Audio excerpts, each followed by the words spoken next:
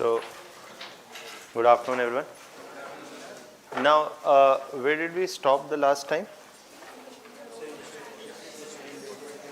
Industrialization policy. So, we had written about the industrialization policy and I was talking to you about the drain of wealth. Right. Now, a few facts here are important and please pay some amount of attention today because what we're going to do to begin with is not too conceptual from here on, but is important. Especially what we're going to talk about today, the economic policy is almost finished, okay, barely one or two things more. And after that we'll talk about the वो जो आप सब जानना चाहते हैं क्या, governor general, law, army, police reforms, policing structure, वो सारी चीज़ें. They are important and you should know what things to focus on there. They are important. There's not much to understand, but broadly from your prelims point of view especially, some of these things are important. We'll also talk about today the education policy of the British. अरे मैं बहुत सालों से पढ़ा रहा हूँ कि किसी उम्मीद में कि सवाल आएगा किसी दिन. So this year there was, see we also hope, हमारे जीवन की ये होप रहती है आपसे ज़्यादा कि जो हम पढ़ाएं उसमें से कुछ आए इन द एग्ज़ाम. हाँ हाँ.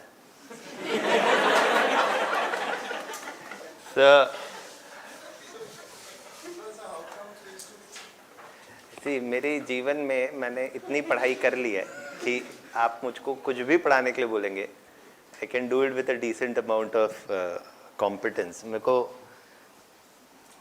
सबसे पहले मैंने जीवन में MBBS किया है ना, फिर मैंने MBBS करने के बाद MA किया. तो लोगों ने बोलते हैं MBBS के बाद MA क्यों कर रहे हो, मैंने बोला कि कोई प्रॉब्लम नहीं है मेरे जीवन में. My parents don't ask me what you want to do anymore in life because they have given up on me long back. So this is freedom, right? And then you can have freedom to do anything. There are masters, then MPhil, then PhD. तो मैंने public policy, political science, IR, history, इतना तो मैंने पढ़ ही लिया. उसके बाद medical science भी पढ़ लिया. तो डॉक्टरी की 2-4 दवाइयाँ भी लिख देता हूँ. So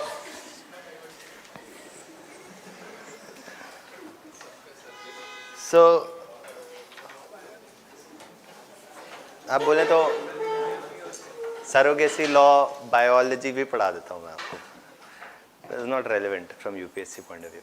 Now, basically what we are doing today, this is important also from your examination point of view because education policy पे उन्होंने 1-2 question पूछा इस बार, right? For schools which were being opened, etc. But they've asked a few questions in the past and they can ask some questions from here in mains also. Okay? And that is about the Orientalist Anglicist debate and things around it. So, let's first talk about the period, the few things, factual things that are left here. Drain of wealth का हमने आपको बात किया. That, and let me just explain drain of wealth, a few facts around it. Some of them have been asked in the prelims examination. And then we'll go to discuss the structure of judiciary under British India, the structure of army, the structure of police, the structure of civil services, and then those things. The charter acts, regulating acts, the key facts that you need to remember. Also, there is no limit to facts. You may always come across a few more facts than what I'm teaching in the class. Your aim should be that at least what we are doing in the class, that many facts you remember. Over and above this, if you can, well and good. If you can't, then also it's okay. Now, firstly, let's focus upon the drain of wealth idea. Now,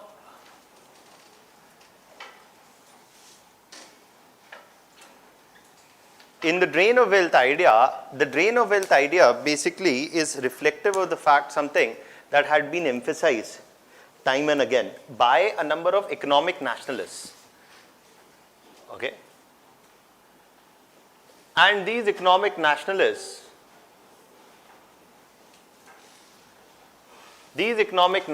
were people like Dadabhai Naoroji, were people like G. Subramaniam Iyer,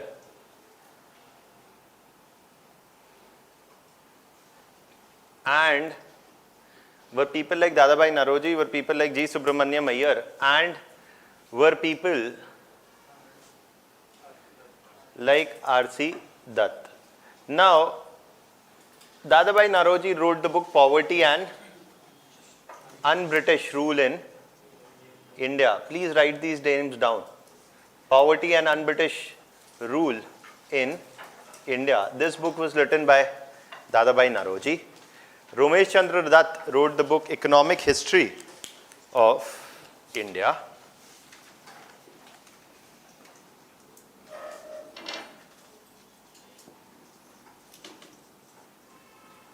Ramesh Chandra Dutt wrote the book, R.C. Dutt wrote the book Economic History of India. And one of the things, what is important for you to is not just mug up the name of the book, Poverty and Un-British Rule in India, but what is Dadabhai Naoroji trying to say? Dadabhai Naoroji is one of those individuals, every organization formed by him, every organization he was a part of, newspaper, social reform, kuch bhi, you need to know. Okay? So you don't need to remember the name of every individual, but some key individuals you need to know everything about. Naoroji is considered one of the early Indian nationalists, and every organization that he was a part of, you must have some idea about. Okay. Now, in the sense that Naoroji, if you have written these names, written? No, not written. Okay. So firstly, what is Naoroji arguing is that what is this drain of wealth? He is saying that basically, contrary to British opinion, British said that the British are ruling India. Why? To bring civilization to the Indian masses, to civilize them, to make them well behaved, to educate them, to bring civilization to them. Rather, and so British argued that Indians are what? Uncivilized. That is why they require civilization. And who will bring them civilization? The civilized. Who are civilized? The white man, the British. And so they said that this is the white man's burden. They have come to India not to exploit Indians. Rather, they have come to India to bring them civilization. And that is what they said. We are not coming out of any enthusiasm, or we are not gaining anything. Rather, we are taking the burden of civilizing the barbaric, the uncivilized Indian masses. This is the white man's burden. Now, the early economic nationalists like Naoroji, like others, are trying to refute these ideas, arguing that rather than doing any of it, they are primarily here for economically exploiting the Indians or the Indian economy in general. But it is one thing to say that Angrez chor hain, but it is another thing to actually conceptually or through rigorous economic analysis prove how our policy is affecting and what is the impact. This is what is being done by them. See, अंग्रेजों भारत छोड़ो, ये बोलना बहुत आसान है. If Indian nationalism was merely to demand the overthrow of British rule, this was relatively the easy part. But why must be the British removed? This also needs to be equally understood and explored, because unless and until you point out what is the problem with British rule, how can you correct it? Who is doing that analysis is a number of these economic historians and economic nationalists actually at this point of time. Dadabhai Naoroji is one of the important ones amongst them. Naoroji himself was a Parsi individual, a relatively wealthy Parsi individual who spent a considerable amount of time in India as well as in London. Okay. And he spent a considerable amount of time in India as well as in London. He wrote a number of articles in the British newspapers. He approached a number of British parliamentarians, arguing that they should understand that the British rule is actually the reason for poverty and is the reason for unemployment amongst Indians. Rather than being a source of positive rule, the British rule is the source of exploitation of the Indian masses. He is trying to generate a public opinion in Britain and also British parliamentarians which understands the plight of Indians. He is saying that the British rule treats the British citizens differently than it treats the Indian citizens, because the British rule in India is actually leading to poverty of Indians. And what he says, that the British rule is very un-British. Un-British in the sense that in Britain, probably the government cares about the welfare of its citizens, but the British rule in India does not do so. So British followed two standards, one standards for British citizens, the other standards for the Indian subjects. And that is why the rule of British in India is very unlike the rule in Britain. That is why he is saying un-British rule, and this un-British rule is responsible for poverty. Okay. If you remember this much, you will never forget. And also, so drain of wealth is trying to bring out the mechanisms through which what is happening. The mechanisms through which there is the drain of resources from India. Now we have discussed most of these things already. For example, the trade policy. We had discussed that how the adoption of trade policy, a unilateral free trade mechanism, or converting India into a market for British goods is adversely affecting Indians, is resulting in a balance of trade in whose favor? British. The result is what? That gold is now going out of India. So that is something, the trade policy, the imposition of one-sided free trade has a negative effect on Indians, not just by taking gold out of India, but also causing deindustrialization in India, right? So this, he says, is responsible for poverty and unemployment in India. Apart from this, he says that not just, this is not the only route of drain of wealth. The other route of drain of wealth is what? The investment, right? We had talked about British investments coming to India.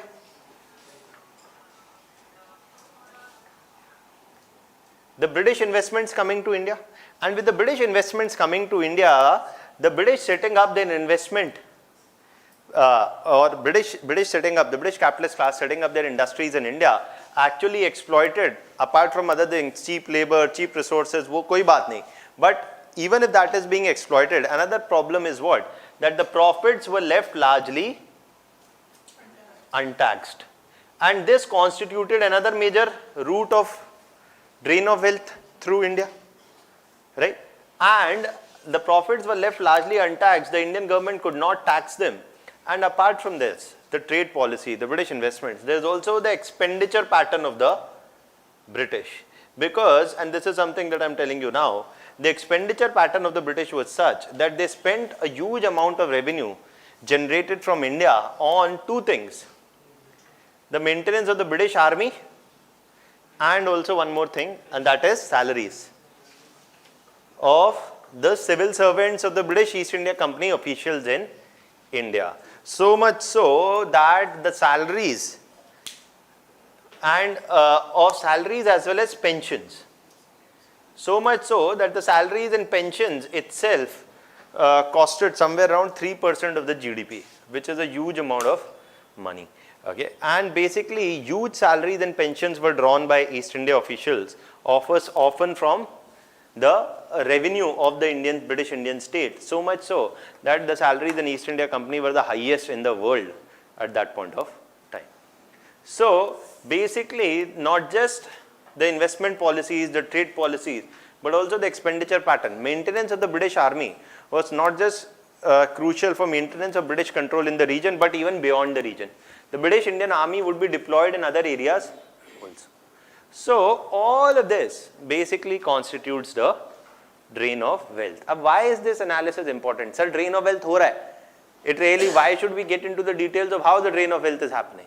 Because when India attains true independence, the overthrow of British, all these things must be addressed. Now, when you will study economy, or if you have studied a basic of economy anywhere, you would know, if you studied a basic of economy anywhere, you would know what? That India adopted after independence what? It changed its trade policy.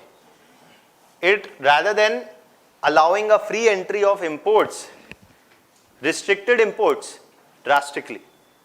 Right? We followed a imports, देखिए अभी नहीं भी पता तो कोई बात नहीं, वैसे भी आप पढ़ेंगे तो आपको लेकिन लिंक बता रहा हूँ क्योंकि लिंक कोई नहीं पढ़ाएगा. That is the import substitution policy, to substitute imports and decrease our reliance on imports, because we were being flooded with imports. And being flooded with imports, does it help Indian industries? No. So that is why they talked about restricting entry of imports, and we adopted an import substitution policy, which was one of the reasons, not the only reason. Okay. British investments. Dadabhai Naoroji said, India can never be truly free unless and until it is free of British rule as well as British investments. Why? Because as long as British investments are there, the British government will not give up the control of India, because the primary objective of the British rule is to secure a political climate for British investments in the region. If you want the complete overthrow of British, you don't just have to overthrow British rule, you also have to overthrow British investments, because otherwise they will try to control the policy of the state. So, self-government तो कहना बहुत आसान है. What will the government do? The government will adopt these policies. So, the government, I'll give you time to ask questions. Wait, just understand first. So, the government basically will adopt what kind of policies government must adopt is getting determined here. Partly, not completely, obviously, but partly. These are the concerns which must be addressed by any new government.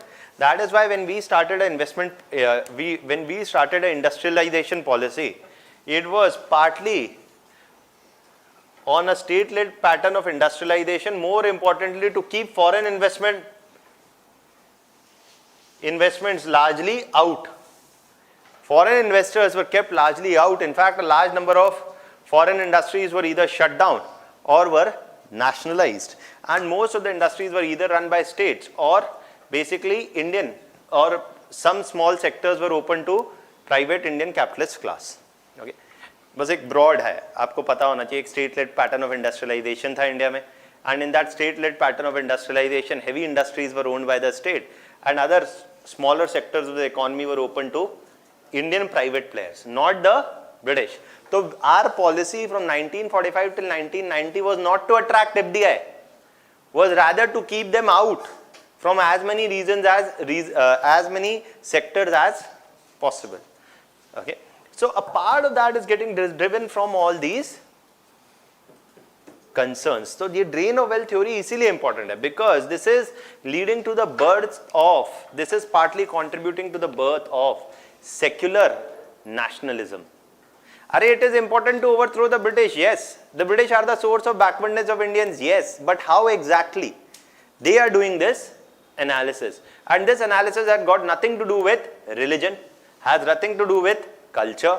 So this is nationalism which demands the overthrow of British, not invoking any cultural or religious symbols. कि भारत हमारी माता है, उसको ये हो गया है, वो हो गया है, ऐसा कुछ नहीं. They are doing all that they're doing is economic analysis, not invoking any cultural or religious symbols. This is what is secular nationalism. They are amongst the early secular Indian nationalists. Okay. So is that point clear? Just write one more para and we'll end this topic. Okay.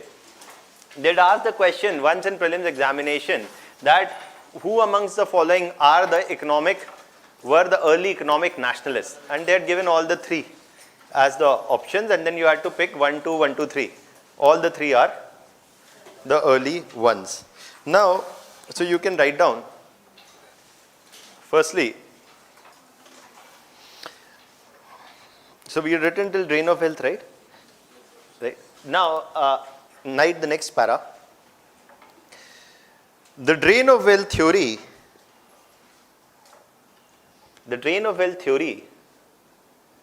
by Dadabhai Naoroji emphasized that the British rule in India was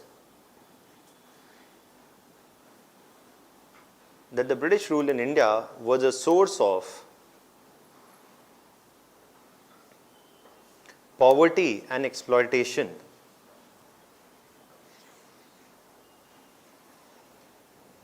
of the Indian masses. Was a source of poverty and exploitation of the Indian masses. He argued he argued for a reform. He argued for a reform rather than overthrow of British rule. अब आपको मैंने एक line लिखवाई है, ये important line है. That Naroji is not saying कि भाई British rule is a source of problems, so it must be overthrown. He is saying reform your policies. Why is he not saying about overthrow of British rule? Because in 1861 the law is introduced, that is the law on sedition. You talk about overthrow of British rule, you will go to jail. And Naroji doesn't want to go to jail, right, on charges of sedition. Right, so they are not talking about an overthrow of the British rule, they are talking about the reform of British rule. Right. So I made one video 4 years ago on sedition only. वो आज भी वैसे ही है, वो आज भी उतना ही relevant है, वो आज भी YouTube पे. So basically that is there.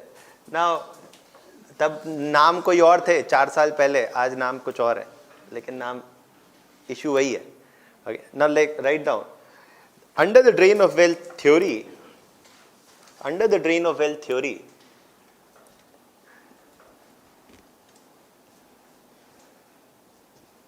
Naroji argued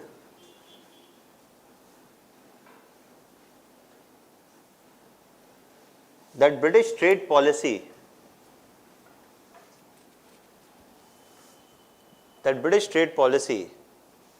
led to deindustrialization. The British trade policy led to deindustrialization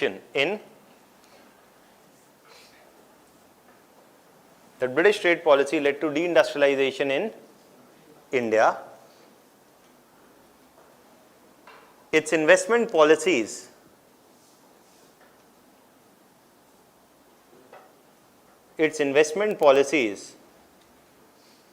allowed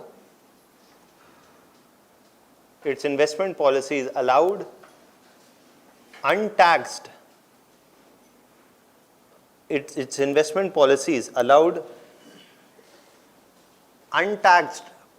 profits of British capitalist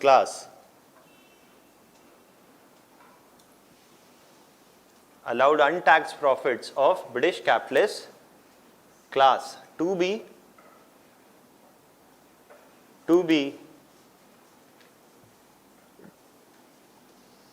derived from the region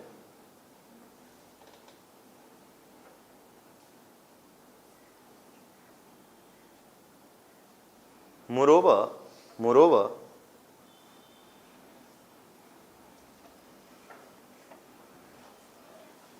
a heavy state expenditure on the British Army,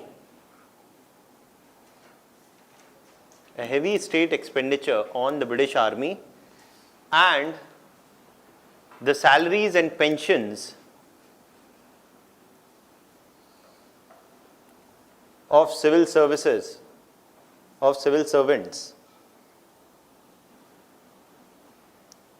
all constituted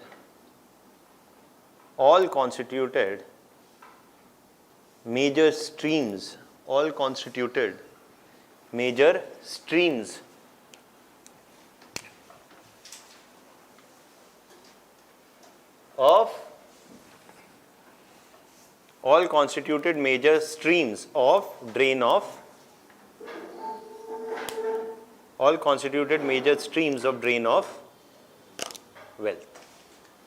Clear? Ab next topic we are talking about is, firstly, the next topic that we are talking about, and इस topic में मैं कोई dictate नहीं करूँगा, इसमें आपको जो लिखना है मेरे साथ लिखिए, and there will be a PowerPoint presentation, okay? Because this is factual. एक limit के बाद facts लिखवाने के लिए नहीं है class. It is to come to analysis more rather than just dictating notes and reduce it to a note making exercise. Because there's not much to analysis to understand here. Just you should know which major points to focus on. Now, firstly, I'll talk about the civil services structure. देखिए एक चीज याद रखिए, if you don't know, I'm going to talk about many governor generals here. So the approach is not to pick up one governor general and the other. ऐसे नहीं. Rather, we focus upon in which area what major changes were introduced and who introduced them. So rather than focusing ki, okay, Warren Hastings did these many things or Cornwallis did these many things, we don't do it like this. We'll do it the opposite way. That in civil services, these changes were introduced by Cornwallis. In army, these changes were there. In judicial structure, these changes were introduced by, say, Warren Hastings, by other institutions, by other individuals. That is the approach. Why? Because that is how you should remember. If you try to remember this way, that Cornwallis did all these things, you'll have to simply mug them up. It's not a very good idea. You can always write all of them in one place. That is later. But understand them and remember them sector wise. देखिए जहाँ भी आपको ना याद आए, answer is Cornwallis. Okay, why? Because Cornwallis was responsible for establishing some of the initial administrative structures in India. Broadly एक दो चीजें याद रख लीजिए कि सबसे पहले you see actually who is becoming the Governor General is Warren Hastings. Okay, and ये Governor General एकदम से कहाँ से आ गया? We'll talk about regulating acts, charter acts separately. वहाँ पे मैं explain कर दूँगा. अभी आप याद रख लीजिए. First Governor General, okay, is Warren Hastings. Now, Warren Hastings is there till 1785. After Hastings comes who? Cornwallis. Cornwallis is there till 93.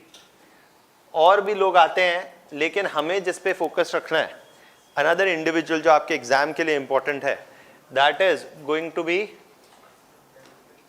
Bentinck. Okay, William Bentinck. Then also another individual that you should know about is Macaulay. Macaulay, Bentinck, both of them are important. Okay, apart from this, अगर और किसी पे focus रखना है, then that is Dalhousie. देखिए Bentinck is during the 1820s, Macaulay during the 1830s, Dalhousie during the 1850s. No need to remember exact years. Broadly आपको पता होना चाहिए. Nobody is going to ask you years. Nobody is going to ask you arrange governor generals in order in which they came into India. ऐसा कोई नहीं पूछेगा. But you still must remember what are the major things done by each of them. Not all, but at least major. And we will see sector wise almost all their roles. Okay. So let's focus on civil services. In civil services we see C for civil services, C for Cornwallis. बहुत ही घटिया तरीका याद रखने का, कभी नहीं याद हो. ऐसे C ऐसे आप जोड़ेंगे तो कभी कुछ याद नहीं होगा. ऐसा कभी mnemonic मत बनाइएगा. It is the most useless mnemonic. Cornwallis basically is responsible for introducing civil services structure in India. And under Cornwallis, basically, as long as, and this is something I'm telling you as a context, understand this first, no need to write, just understand this. East India Company was a prosperous company, but prosperous companies also have good amount of corruption. East India Company had huge corruption. So much so that corrupt East India Company officials had bled the company dry. They would do corruption kaise? That they would come in India to do trade on behalf of East India Company, they would do their own private trade rather than East India Company's trade. They will say we bought 1,000 tons, but 100 tons got destroyed. And they would sell them as their own trading activity. They would get huge salaries.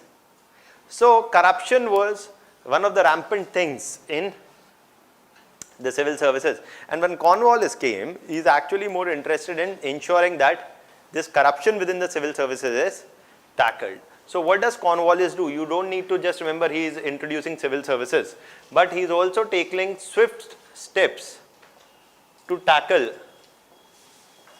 corruption in civil services. How? He said that we need to do what? He said that we need to do what? We need to firstly, he said, to tackle corruption, he firstly said that we should increase salaries of the civil servants. Why? Because if you increase their salaries, they will have less incentive to get easily swayed. For example, if they were collecting revenues, so revenue collection from one region is, say, a certain amount of money, they would underreport revenue. Right? So to all deal with all that of things, firstly they said increase the salaries of the civil servants. Secondly, he is saying that there must be no nepotism, that you get your relatives promoted, your brother, sister promoted, etc. So for that, the promotions would be on the basis of seniority only. To tackle what? Nepotism. That is not all. And there is also another thing that he is saying is that if we are, and also he banned what?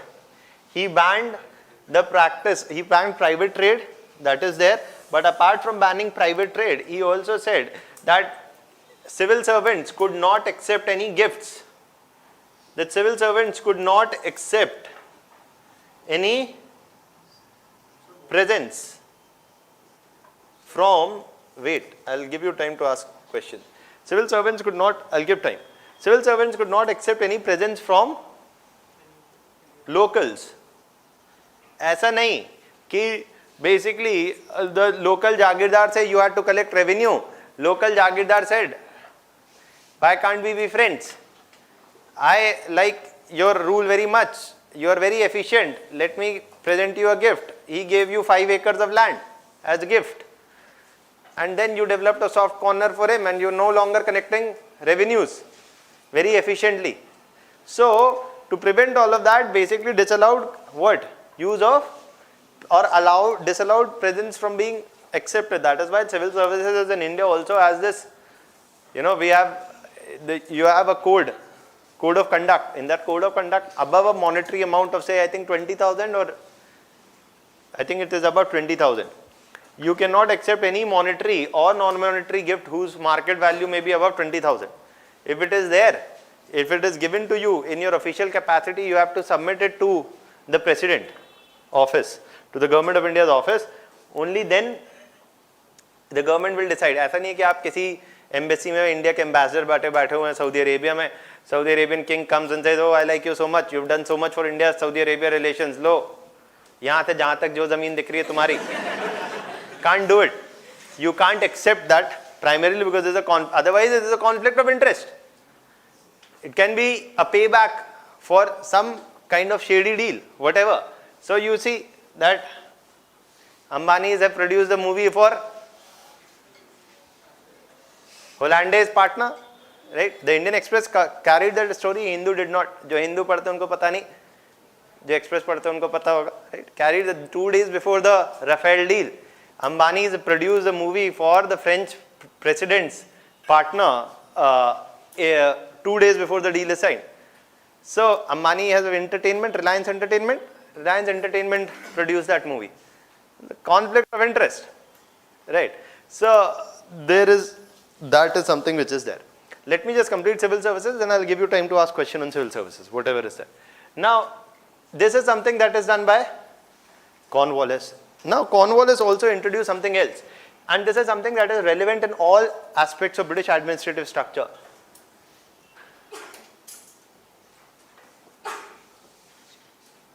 Racial discrimination.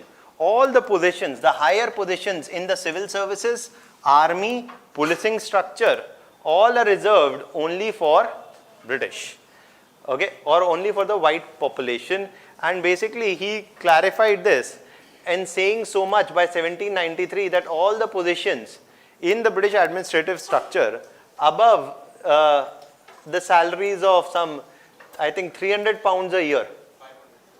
500, okay, 500 pounds a year. PowerPoint presentation I have given the exact amount. Please see, 300 or 500 is not the concern. The bigger concern is that he said that all positions above this will be open only to the British. It won't be open to Indians. Why? Because Indians are incompetent, Indians are corrupt, and they can't be trusted. Okay, so आप incompetent भी है, corrupt भी है, and you can't be trusted also.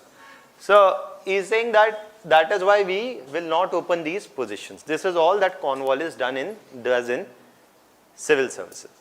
Cornwallis is considered as one of the key architects of British administrative structure in India, not just in civil services, but we'll also see in policing structure.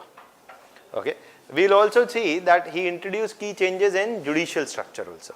तो वो सारा आपको एक चीज आप ला सकते हैं लेकिन एक साथ, लेकिन we'll study sector by sector. Okay, so this is something that he does. Now, and above this open only for British, right? Apart from this, what is other thing that Cornwallis is doing is, what is another thing that Cornwallis is doing is that apart from this, okay, one of the, that's all about Cornwallis here, but what other things are happening here is that these civil services, these positions were highly paid and there was an intense competition where in Britain, there was an intense competition in Britain for getting an entry into civil services, but there was no competitive exam. Appointments to the as East India Company's officials, they are the civil services at this time, is done only by the East India Company. There is no role for government. Okay. However, there is intense public pressure in Britain to open these services through a transparent examination, and the British Crown intervenes, and in the Charter Act of 1853, the Charter Acts we will study separately also, but because we are studying civil services, so I am telling here, in the Charter Act of 1853, for the first time, there is to be a civil services exam. Okay, so for the first time in 1853, there was to be an exam for civil servants, but this was open only to British citizens. This was only open to British citizens. It was not open to Indian citizens. And this exam was held only in London. It was open only to British citizens after the Charter Act of 1853. They'll give all these details in a prelims question. What will the kind of question they'll give? That with respect to civil services, which of the following statements are true? All positions above, say, £500 a year open only to British. Cornwallis introduced the civil services structure in India. That the Charter Act of 1853 threw open the exam to British citizens. And they'll tell you to pick 1, 2, 1, 2, 3. Which of the following statements are correct? आपको याद रखना है. उसमें और में कोई logic नहीं है. बट मैं सबके पीछे का कॉन्टेक्स्ट बताता जा रहा हूँ ताकि कुछ स्टोरी भी पता हो आपको. ऐसे आप याद करते रहेंगे तो फिर कुछ unless or until you remember some context. So basically, the Act of 1853 is doing what? A long-standing demand of British society is met, and the exam for civil services is thrown open to British citizens, and making it sure that there is now a transparent open system of recruitment, because these positions were highly sought after in the British society. Indians क्या कहेंगे भाई? Open the positions to us also. Right. Educated Indians wanted these positions to be thrown open to Indian citizens also. Government of India Act 1858. The Government of India Act 1858, and we will study this in detail when we will study the revolt of 1857. The Government of India Act 1858 said, don't worry, we will throw open the exam to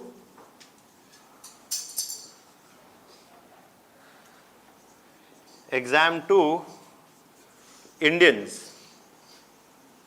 Okay, we will throw open the exam to Indians. And 1859 onwards, and the Act of 1861. With the Act of 1861, the exam was thrown open to Indians, but conditions apply. Conditions are what? That they slowly, firstly the exam was held. Though they threw open the exam to Indians, there was no desire to include Indians within the structure of administration in a very major fashion.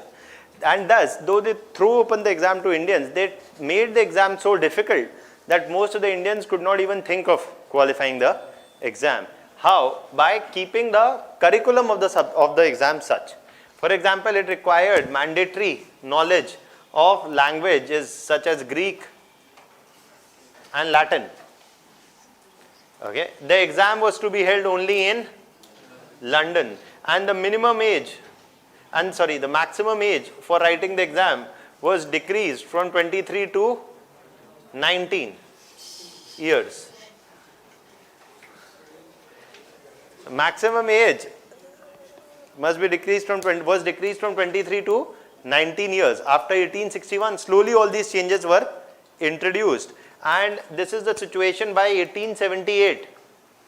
By 1878, this is what arises as the situation. So though the exam was thrown open to Indians, this basically the exam was to be held only in London, required proficiency in these languages, decreased the maximum eligible age for entry into the civil services, which meant what? That entry for Indians would be extremely tough, right? And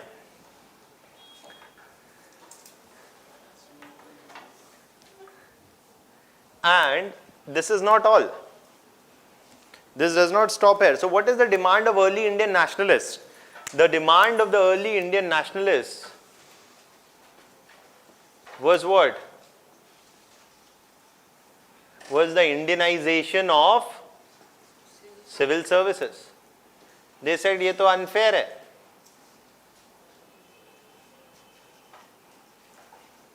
So these early Indian nationalists were whom? Educated Indian middle class. Okay, so they argued that this is unfair. You should relax these norms. It is by 1888 that some of these norms were relaxed.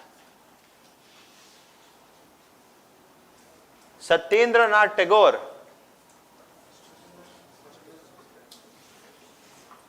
Satyendranath Tagore became the first Indian to become the civil servant. Okay, so they come from the Tagore family, right? Devendranath Tagore, then Satyendranath Tagore, then Rabindranath Tagore, Tagores. The legacy of Tagore is one of the relatively wealthy, educated families of Bengal, who were called, for example, the Bengali Bhadralok, right? So that is something which is, मतलब Bhadralok, basically they used to say कि भाई who are the upper caste, relatively wealthy sections were termed as Bhadraloks in Bengal, and they are called as the, which is not a very, which was a term partly used. Bhadralok basically ऊंचे लोग. It was a symbol of contempt. It was not something that was said with too much affection. Bhadralok मतलब जो अपने आप को बहुत ही वो समझते हैं. But basically this was, so it's not that they did or something, but basically this was something which was often used as a term for the elite sections of Bengali society. Bhadralok was a term used for the elite sections, upper class, upper caste, wealthy, educated sections of the Bengali society. A number of them obviously Western educated. This term was used, okay, by those obviously who were not any of it, right? Upper class, upper caste, wealthy, etc. Right? So that is there. Ek second. Sir, I'll give you. It's not that I don't give you time, ना. आपको पूछूंगा कि मैं आपको क्या doubt है बताइए. एक पूरी कहानी है, सुन लीजिए. अभी ये खत्म नहीं हुई है. इसके बाद when they started allowing entry into the civil services, it is getting divided into two: covenanted and non-covenanted civil services. They said, okay, if civil services is being thrown open to Indians, it does not mean that you can have a governor of a state or some very, the DM or something like a Indian. Even though it was being thrown open to Indians, some very highly important positions in the bureaucracy would still not be open to Indians. And they are saying that they would be covenanted and non-covenanted civil services. Okay? उतना detail में अभी आपको जाने का जरूरत नहीं है. We'll come to it again later. So this is broad idea about civil services. हाँ, any doubt still here? बताइए. Sir, my question is, was board of directors of civil service the same? अभी रुक जाइए, अभी आएंगे. Charter act जब हम पढ़ाएंगे. Sir, इसमें डाउट है सर. हाँ. बोला कि sir charter act of regulating act of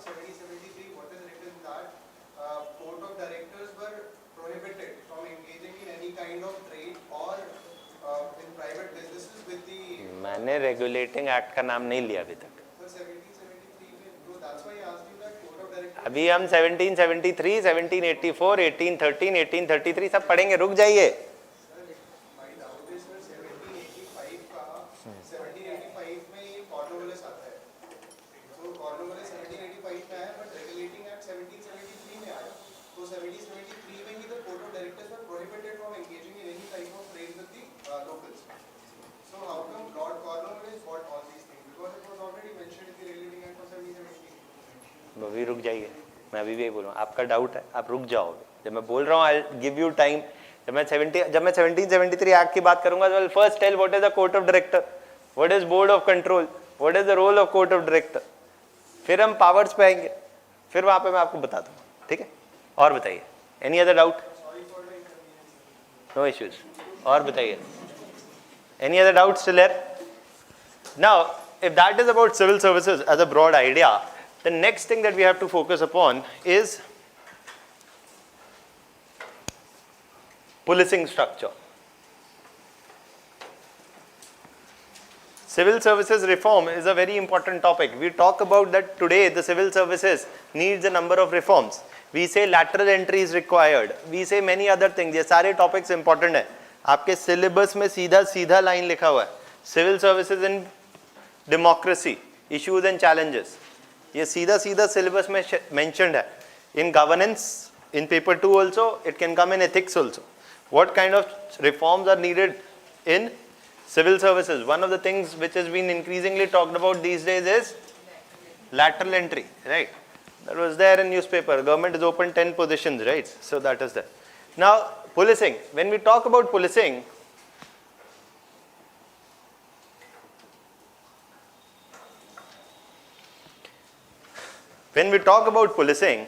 what is for you to focus on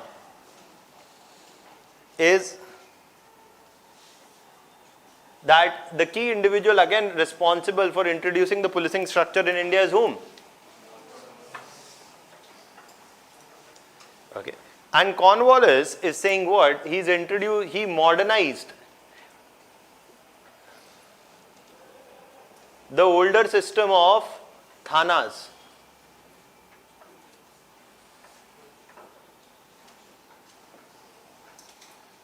Cornwallis modernized the older system of thanas. Basically, ऐसा नहीं है that before the British came, there was no any kind of policing structure. Rather, there were policing structures even before the British, but we are not studying that. Our focus is only on a preliminary understanding of British structure in India. And what they focused on was modernizing the thanas. Thanas often came with a specific territorial jurisdiction.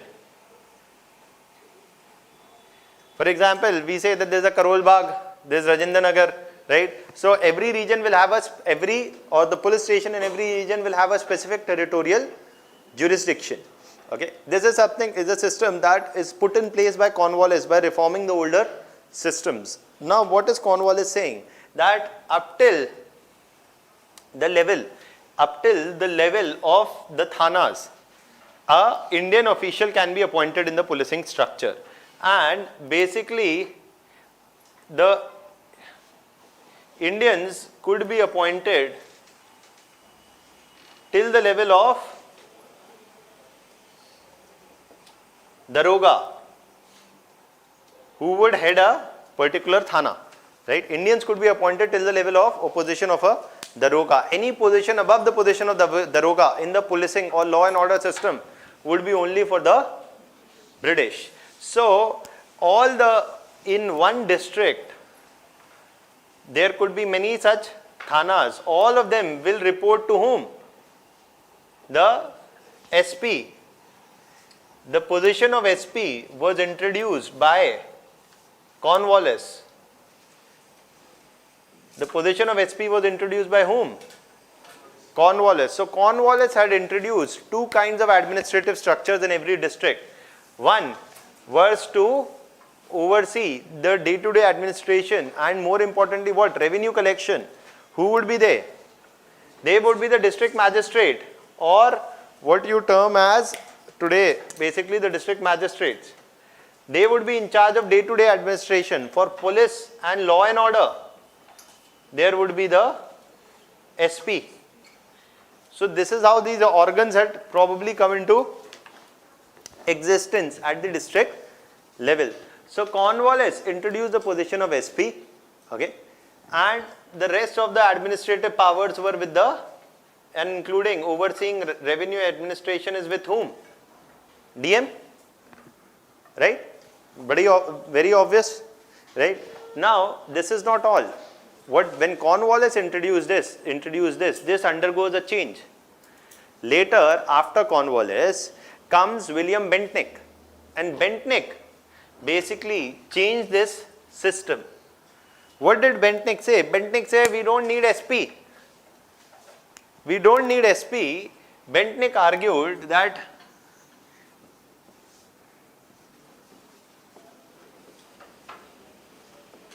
removed the position of SP and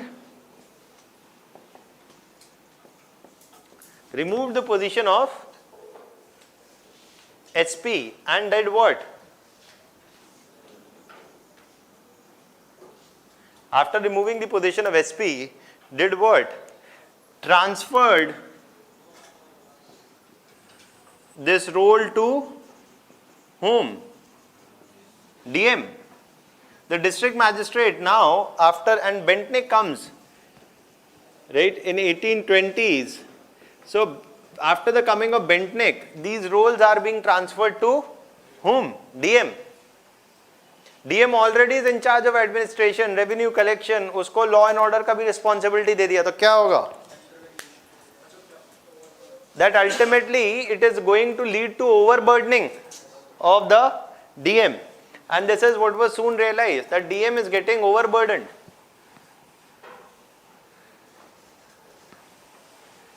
So as DM is getting overburdened, basically this is what was seen.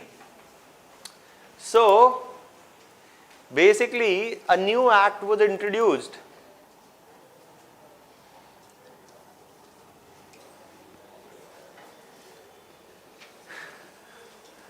And under this act, basically the position of SP was what? Reintroduced.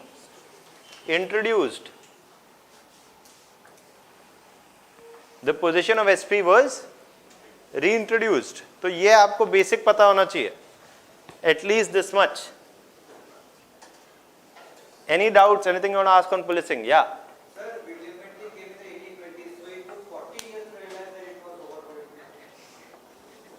देखिए बड़ा जीवन में एक simple सा सही है, कोई आदमी पावर नहीं छोड़ना चाहता है.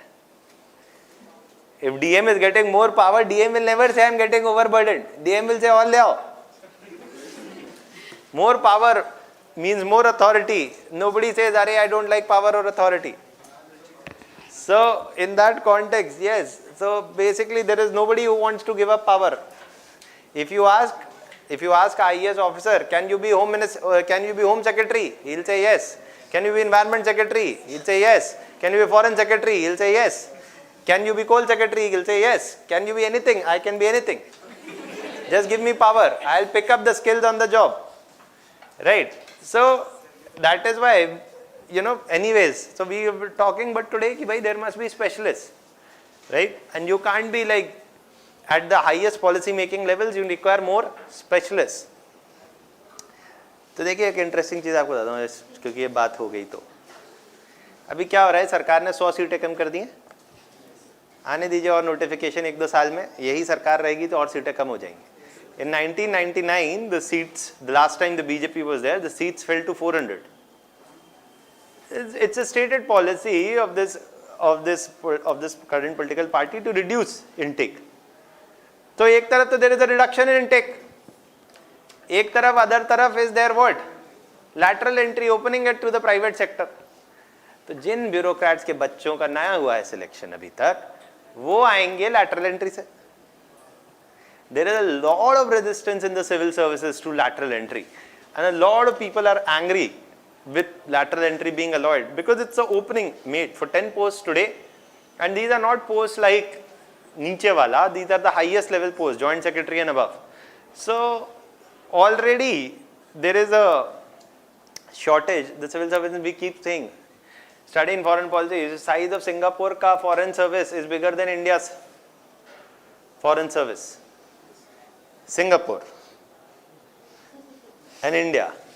Singapore ka foreign service ka size is bigger than India. We need to dramatically upscale recruitment, especially in things like foreign services, which are very understaffed, and the governments have been cutting down.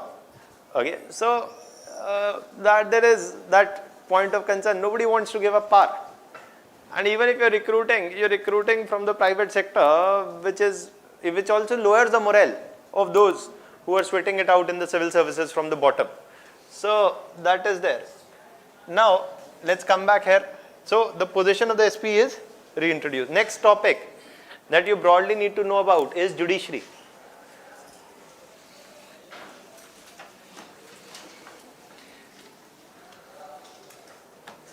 Judiciary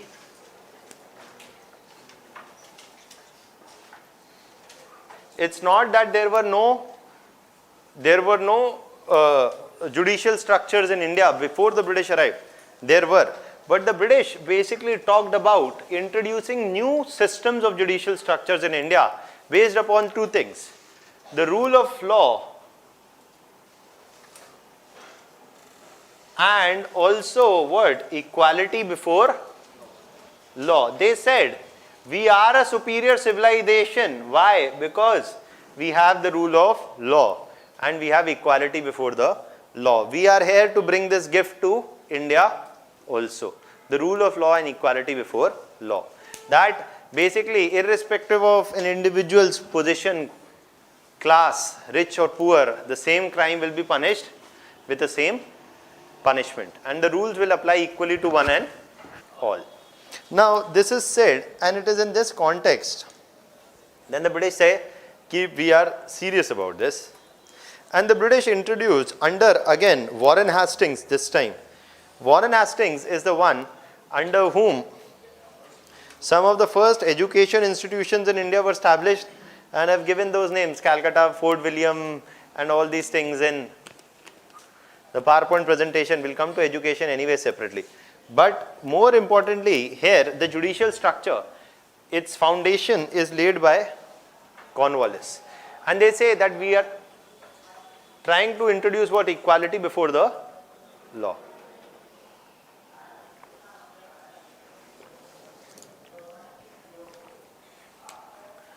When we talk about equality before the law, they said laws will apply equally to one and all. And Hastings introduced, Warren Hastings introduced two kinds of courts in India. Firstly, he said there will be two separate set of laws. Okay, one and okay, we'll come to this later, but there will be two separate courts, types of courts in India. One which will be the Diwani courts, and they started obviously from where? Bengal, because Bengal is the first region where they are establishing their presence. Okay, and Diwani courts, and there would be Fauzdari, F-A-U-Z, Fauzdari courts. Diwani courts and Fauzdari courts. Diwani courts will be for settling what matters? For settling civil matters, and civil matters often related to disputes related to revenue settlement. Suppose a British revenue collecting official came and tried to collect or collected more than the revenue rates permitted. Suppose the government said 20% must be collected, but he tries to collect 40%, or government says 30% must be collected, he tries to collect 50%. Then whom do you approach? The Diwani courts. And one thing also, suppose somebody else encroaches on your land. I forcibly try to acquire your land. This is a civil matter, revenue matter, etc. And I will approach the court. Why is judiciary also important? Why is rule of law also important? Why? Because if there is no rule of law, I will capture your land, you will capture my land. And this means that there can be no property rights in land. Very simply, there can be no property rights in land. If you will capture my land, I will capture your land. Right? So, in that context, Diwani courts were established. But not just Diwani courts. There is also the establishment of the Fauzdari courts. They were for criminal matters, murder, robbery, all such matters. There were Fauzdari courts. Okay. Now, these courts were not established at the level of villages or anything. They established only in key urban centers or at the district level only in a key number of districts. Especially Fauzdari courts were relatively few in number. The Diwani courts were relatively more in number. Okay. Now, apart from this, this is introduced by Hastings. However, after Hastings comes whom?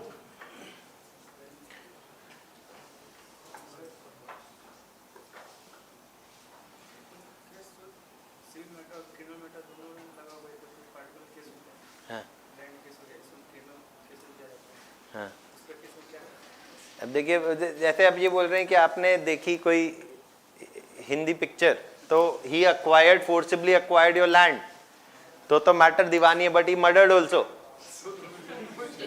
तो मुझे नहीं पता I don't know okay what is who will listen to the matter okay so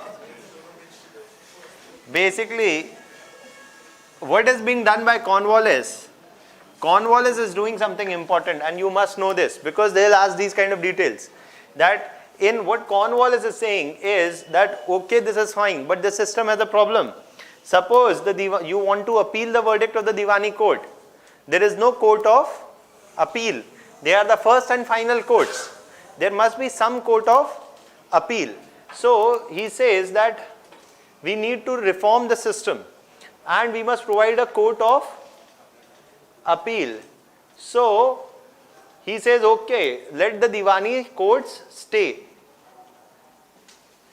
But the Diwani court's verdicts must be there must be a court of appeal. If you are not satisfied with the Diwani court's verdict, you must be allowed to go to a higher court to appeal it.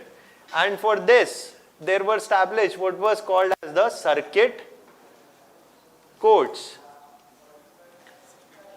Circuit courts. But these circuit courts were there. And there were Diwani courts. But what happened to Fauzdari court? Basically, they said that what Cornwallis said was to replace Fauzdari courts with circuit courts. Now, circuit courts will do two functions. One, they will be the court of appeal for civil matters and they will be the first and final court for whom? For criminal matters. First and final court for it will be the first and the final court for criminal matters and will be the court of appeal for civil matters or the Diwani courts. Is this point clear? Everybody? Yeah.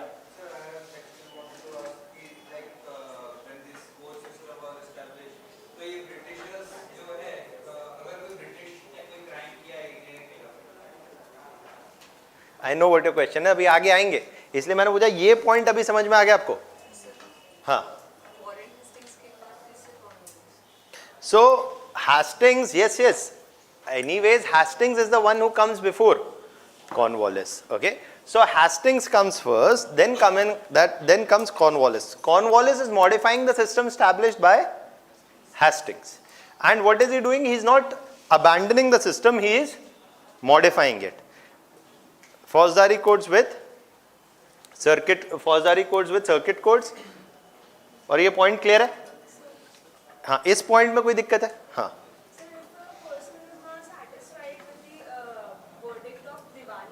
हाँ circuit court appeal हाँ okay that is what means court of appeal कोई तो हो सुनने वाला If district court does not believe the truth, if you don't not happy with the verdict of district court, you can go to the high court. That is the court of appeal. High court ki verdict se you're not happy, then you go to the Supreme Court. If Supreme Court's court of verdict you're not happy, there is no other higher court. Then there is only God. There is no president. President cannot overrule Supreme Court's verdict. Only God can. Court of appeal and the circuit court are two different. Court of appeal and circuit courts are, देखिए यही जो मैं आपको बता रहा हूँ कि court of appeal it will serve as a court of appeal. Court of appeal तो एक टर्म होता है कि आप लोअर कोर्ट की वर्डिक्ट को हायर कोर्ट में अपील कर सकते हैं. Who will serve as the court of appeal, they are saying that the circuit court will serve as a court of appeal. इस पॉइंट में दिक्कत है. हाँ,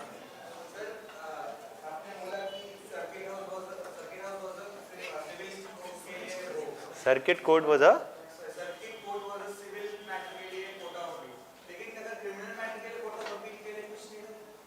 no, that is what I am saying. There is no court of appeal for criminal matters. It's the first and the final court for criminal matters. Is this point clear? ये point वो आपको सीधा सीधा line में देंगे. That basically Cornwallis introduced the circuit courts, okay, or introduced the circuit courts which were the criminal courts, which is true. Also the court of appeal for civil matters, which is also true. Is this point clear? क्योंकि आपको ये key changes ही याद रखने. You can't be studying everything in detail. We only have to remember what changes were introduced and who introduced them. Okay, so this is there, but it does not stop here. One of the things is that they talked about equality of law and equality before the law. Okay, and basically the rule of law or equality before the law. And that is why they said that this is the system that we are introducing in India. Because in India there is caste system. So upper caste may receive a much lighter punishment than the lower caste. And basically the same crime, different regions may have different punishments for the same crime. Different caste groups may be treated differently. Different genders may be treated differently. So there is no equality before the law in India. We are here to change it. And one of the steps in that direction is to codify laws. Firstly, let's have written laws which are codified and which apply equally to all areas. Because in the pre-British area there were regional variations. Different regions had different laws. And there was no uniform applicability. They are talking about a uniform applicability of laws.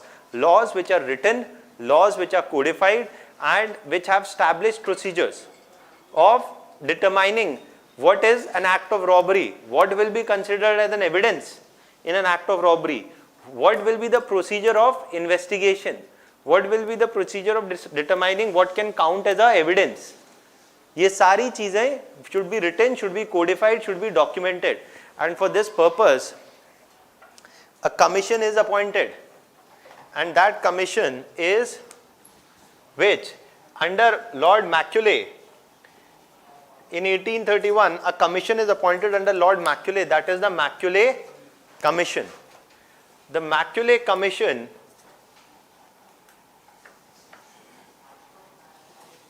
was appointed with the purpose of codifying laws and make recommendations for codifying laws. The Macaulay Commission make recommendations for codifying laws. On the Macaulay Commission submitted its report.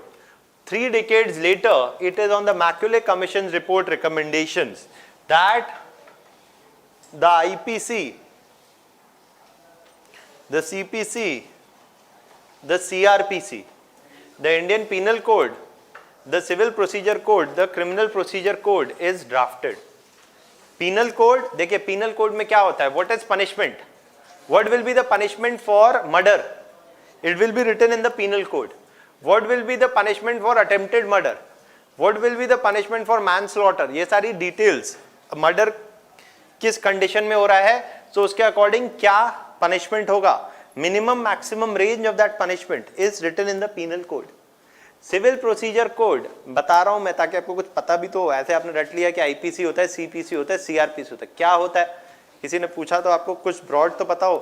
CPC, the Civil Procedure Code, talks about the procedure that has to be followed. What can be counted as evidence? What is the procedure to be followed in case of a crime? Whose testimony can be accepted, whose testimony cannot be accepted? ये सारी चीजें, ये होता है that for civil matters what procedure will be followed. That is talked about as the Civil Procedure Code. For criminal matters, the procedure to be followed is Criminal Procedure Code. Okay, that is there. So आपने किसी से you get a confession, a forced confession, that will not count as evidence. Under the procedure codes, a forced confession extracted by the police is not counted as a evidence. Okay. तो अभी जैसे police ने बोला कि हमारे पास यह है कि वो लेटर लिखा उन्होंने, वो लेटर में वो बहुत बड़ी बड़ी बातें कर रहे थे, वो लेटर कहाँ है? वो police has not submitted to the court, though that is with a number of news channels. It is not with court. Okay, so what kind of evidence can be accepted? जैसे किसी ने बोला कि इन पे लग गया Sedition Act. Why? Because they were found in holding literature, Naxal literature. So can that be counted as evidence? The Sedition Act says no. Merely in possession of certain literature which may be considered inflammatory by some, that cannot become a ground. Otherwise, तो फिर अगर if you are reading a book on Mao, तो हो गए आप Maoist. By that stretch, if you are reading a book on Gandhi, then you become Gandhian. So that is merely possession of literature cannot be used unless and until there is clear demonstrable proof that a armed overthrow of the state is being planned. A Sedition Act must ideally not be invoked, but it is often invoked. It has been often used against cartoonists or against activists. Right, Binayak Sen was there, Asim Trivedi, a number of anti-nuclear power plant protesters. So a number of times sedition law has been invoked, saying that these are the ones who are planning the overthrow of the state. So it is historically been not invoked. For example, Gandhi was charged with sedition. Right, so Gandhi said that it is an honor to be charged with the sedition law. So what in law appears to be illegal appears to me to be the highest moral duty of the citizen, to overthrow the British state in India. I am charged with sedition, so be it. I am glad about it. If released from jail, I will do again. So the judge held his head. But Gandhi is making a very important idea and argument here that demanding the overthrow of state is not illegal, or even if it is illegal, it is not unethical. As long as he mentions that line that you are trying to overthrow the state by non-violent means. That is why the sedition law today is narrowly interpreted to say that overthrow of the state is not a crime. By all means, overthrow the state as long as it is non-violent or by legal means. So only when, and that is why establishing this is difficult, that only when you can show that there is a real armed conspiracy, only then sedition charges will hold. लेकिन Indian judicial system ऐसा है कि लोग सालों तक jail के अंदर रहते हैं and then only much later are they released. So this is done by the Macaulay. Coming back here, Macaulay Commission is recommending on the basis of which 1861 CPC, CRPC and IPC are brought about. Written. Next important point is, what about, sir, are they really serious about equality before the law? Not very serious, because when equality before the law came to bite the British, that is not when they are very happy. Rather, under the British system, though judges were appointed from amongst Indians also, no Indian judge could sit on a case involving a European. Basically, if an Indian judge, no Indian judge could sit on a case involving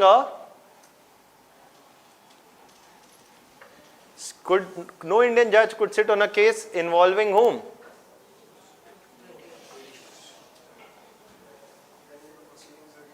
A British or a European in general. Why? Because it went against the idea of racial superiority. How can a non-white individual determine whether the white individual has acted legally or illegally? Who is he? He is an inferior civilization. How can he determine? So this was not allowed, and Indian judges could not sit on a case involving a European. Much later, in after 1880, basically, a bill was introduced by, under, this bill was the Ilbert Bill. This bill was introduced under Lord Ripon. अभी हम बाद में आएंगे, Lord Lytton and Lord Ripon, दो भाई. They came one after the other. 1876 to 1880 was Lord Lytton, and was Lord Lytton, and 1880 onwards is Lord Ripon. And उनकी बात हम बाद में करेंगे. They all, जो मैं आपको जितने names बता रहा हूँ, they all important. इन सब पे या तो आया हुआ है या they are very important. Okay, so they've asked the question on the Ilbert Bill. 2014 prelims examination, they asked the question, what was the Ilbert Bill controversy about? They did not ask that it was introduced in 1880 or it was introduced under Ripon, but what was the controversy about? The Ilbert Bill is saying that this must be abolished.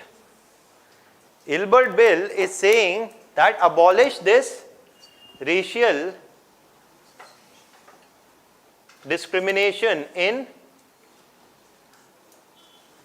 judiciary. How many women chief justices have happened in the Supreme Court of India? Chief Justice in Supreme Court of India? None. Right. So, if you look at, that is why I asked in India, in the Supreme Court, not High Court. If you keep High Court in Kerala, etc., and one or two others, there have been there. And that is why I asked Chief Justice. There have not been many. Okay. In the current Supreme Court also, I think there are one or two. चलिए जो भी है, एक नहीं तो दो तो नहीं, तीन है ना. 35 में से या 31 में से अगर तीन है तो कौन सी बड़ी बात होगी. So basically there is, just to say, दिमाग के घोड़े आप खोले रखिए, है ना. So basically this is something which is introduced by Lord Ripon, and the Ilbert Bill aimed to end the racial discrimination in the judiciary, though it could never be very effectively passed. Though it was passed, but not with, it was, so many amendments were made to it that it was not very effective actually. But nonetheless, that is there. Okay. This, but इसके अलावा, though the British had introduced this judicial system had, the British introduced the judicial system with the focus on equality before the law. This judicial system had some problems also. One was the problem what? That law was written in a language that people barely understood. That is true even today. If you read a law, you can't understand. It is deliberately written in a language that people can't understand. There is no other solid logic. Okay, it is deliberately written in a language today that people can't understand. But कोई बात नहीं. Basically, laws were written and codified where vast amount of population was anyways illiterate in India. So to understand laws, they need what? Lawyers. Right. And lawyers do not come for free. They come for a fee. So law now became what? Or expensive. And often most of these courts were not located in rural areas or villages or at the level of villages, etc. They were either in urban areas or districts, centers far away from villages. So judicial structures were inaccessible. They were expensive. They were inaccessible. And soon the number of cases that flooded the judiciary was much higher than their ability to quickly solve these cases. So what will happen? Judicial delays. ये सारी problem आज भी हैं. Only the magnitude has gotten worse. Right? That expensive, inaccessible and judicial delays. ये आपको पता होना चाहिए. एक लाइन उन्होंने लिख दिया that British introduced the judicial system but it was marred by its expensive, inaccessible and nature and considerable delays. So it is a correct statement. ठीक है. ये ब्रॉड आपको जुडिशरी के बारे में पता होना चाहिए। एनीथिंग, अब आप बोलेंगे सर फर्स्ट सुप्रीम कोर्ट कब बना, देखिए अब बस अगर आप याद रखना ही चाहते हैं 1773 onwards, it is under the act of 1773 and will discuss जब तुम बता दूंगा। क्या कैलकाटा और Kolkata at that time, Calcutta at that time the first supreme court is established in the region. फिर धीमे धीमे अब आप बोलेंगे सर अच्छा पहला वहां बना तो फिर बॉम्बे का कब बना, मेरे को नहीं पता, not my concern. If they want to ask, they may still ask first. First is in Calcutta. वो एक जज का भी नाम है, वो मैं भूल गया, वो you will find in PowerPoint presentation or in one of that other documents that I'll give it to you. So there is no limit to facts, but we are only focusing on the broad ones. Yeah. What? This issue. No, this issue is not related to Ilbert Bill. Ilbert Bill is only introduced to end. Yeah. This is a separate issue. I am saying other drawbacks of Indian judiciary introduced under the British system into India. Advantage is that they introduced equality before law. You can always say that it was not very efficiently implemented, but at least the idea was introduced. Clear? Any doubts? देखिए सुनना तो आपको है ही, ये इतने points आप याद रख लीजिए at least, it will be a very big relief. You know when I used to study I used to hate this part, but this is important. You know they may give a few facts from here and there. Okay now हाँ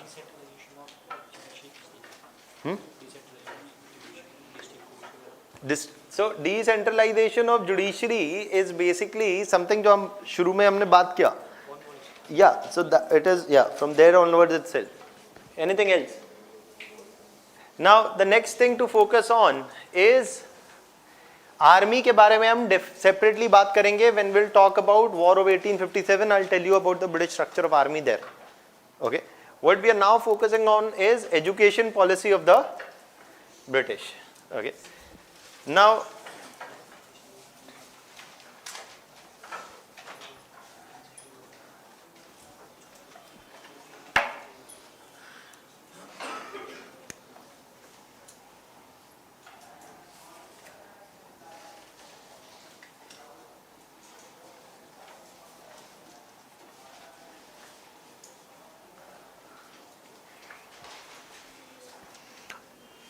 देखिए actually not just education is important, press, British policy towards press is also important. Prelims में there is a very good chance they can give you a question, mains में भी पूछ सकते हैं, discuss the role played by press in Indian nationalism. Okay, तो press is actually a very important topic and will talk about this okay separately, but अभी हम सिर्फ education की बात कर रहे हैं।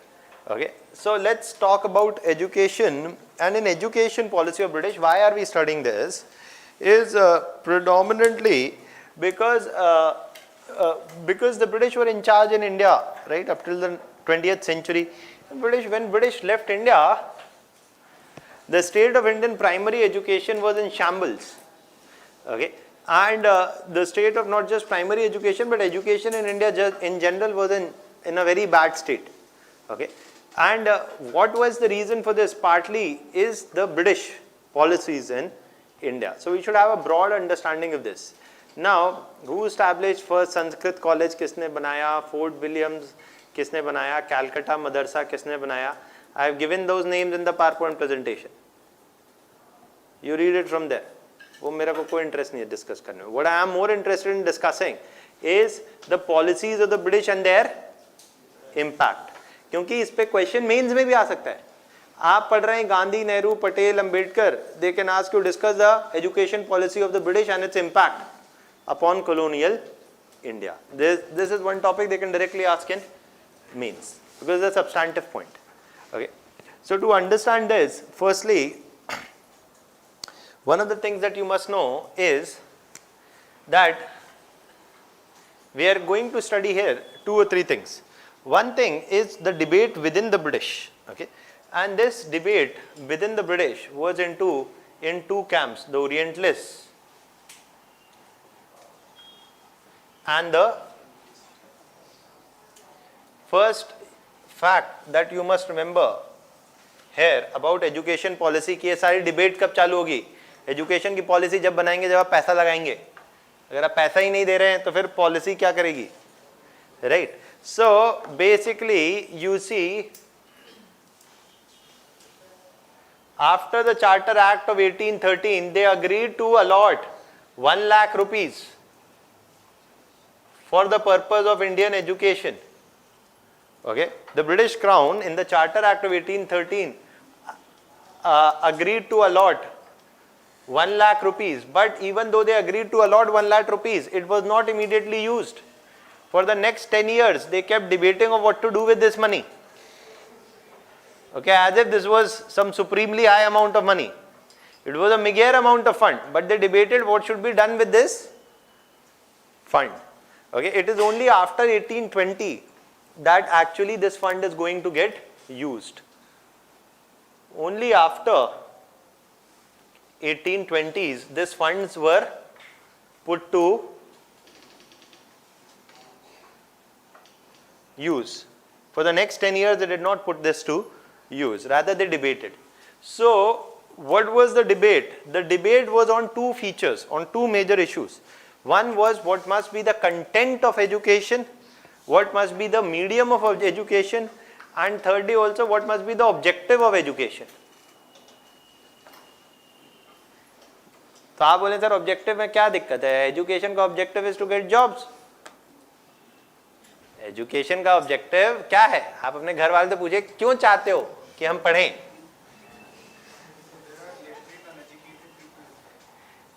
यस. सो आपके घर वाले चाहते हैं कि आप पढ़ाई करें ताकि आपको नौकरी मिले. यहां पे ये उनका कंसर्न नहीं है. The main debate is between the orientalist and the Anglicist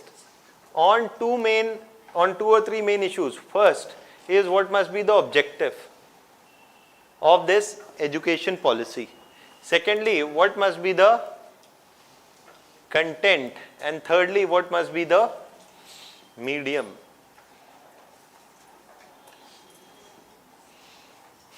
Okay, ये तीन issues थे मेन जिस पे इनके बीच में डिस्कशन था. Objective, and here one of the Orientalists said that the objective is what?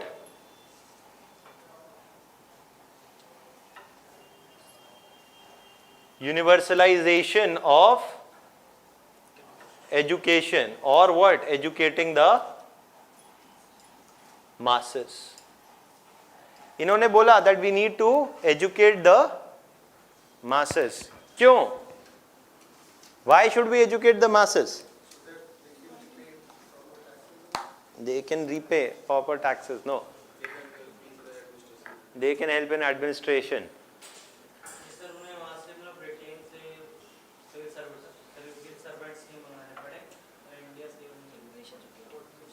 India's, so that they can recruit locals, etc. Recruitment of locals and administration is an issue, and I'll come to it. But for that, they would need to educate the masses or universalize education. They want to create a market. They would get associated with the Britishers. देखिए Orientalists जो है नेक दिल लोग हैं. कुछ लोगों का दिल साफ है. Orientalists are saying that we are here on a civilizing mission. What sort of a civilization can you build without education? So रुक जाइए, वो अलग है, वो Anglicists हैं. Orientalists are saying that we should universalize education, because what sort of civilization can you build without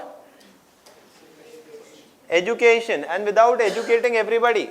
That is why in India we have so many people who are uneducated. 2009 only that we introduced the right to education in India, to universalize primary education for 6 to 14 years age group. The other problem is not just quantity of education in India, quality also. We produce such remarkable educated individuals on a daily basis. which are visible on Facebook and Twitter, right? So the other thing is quality also.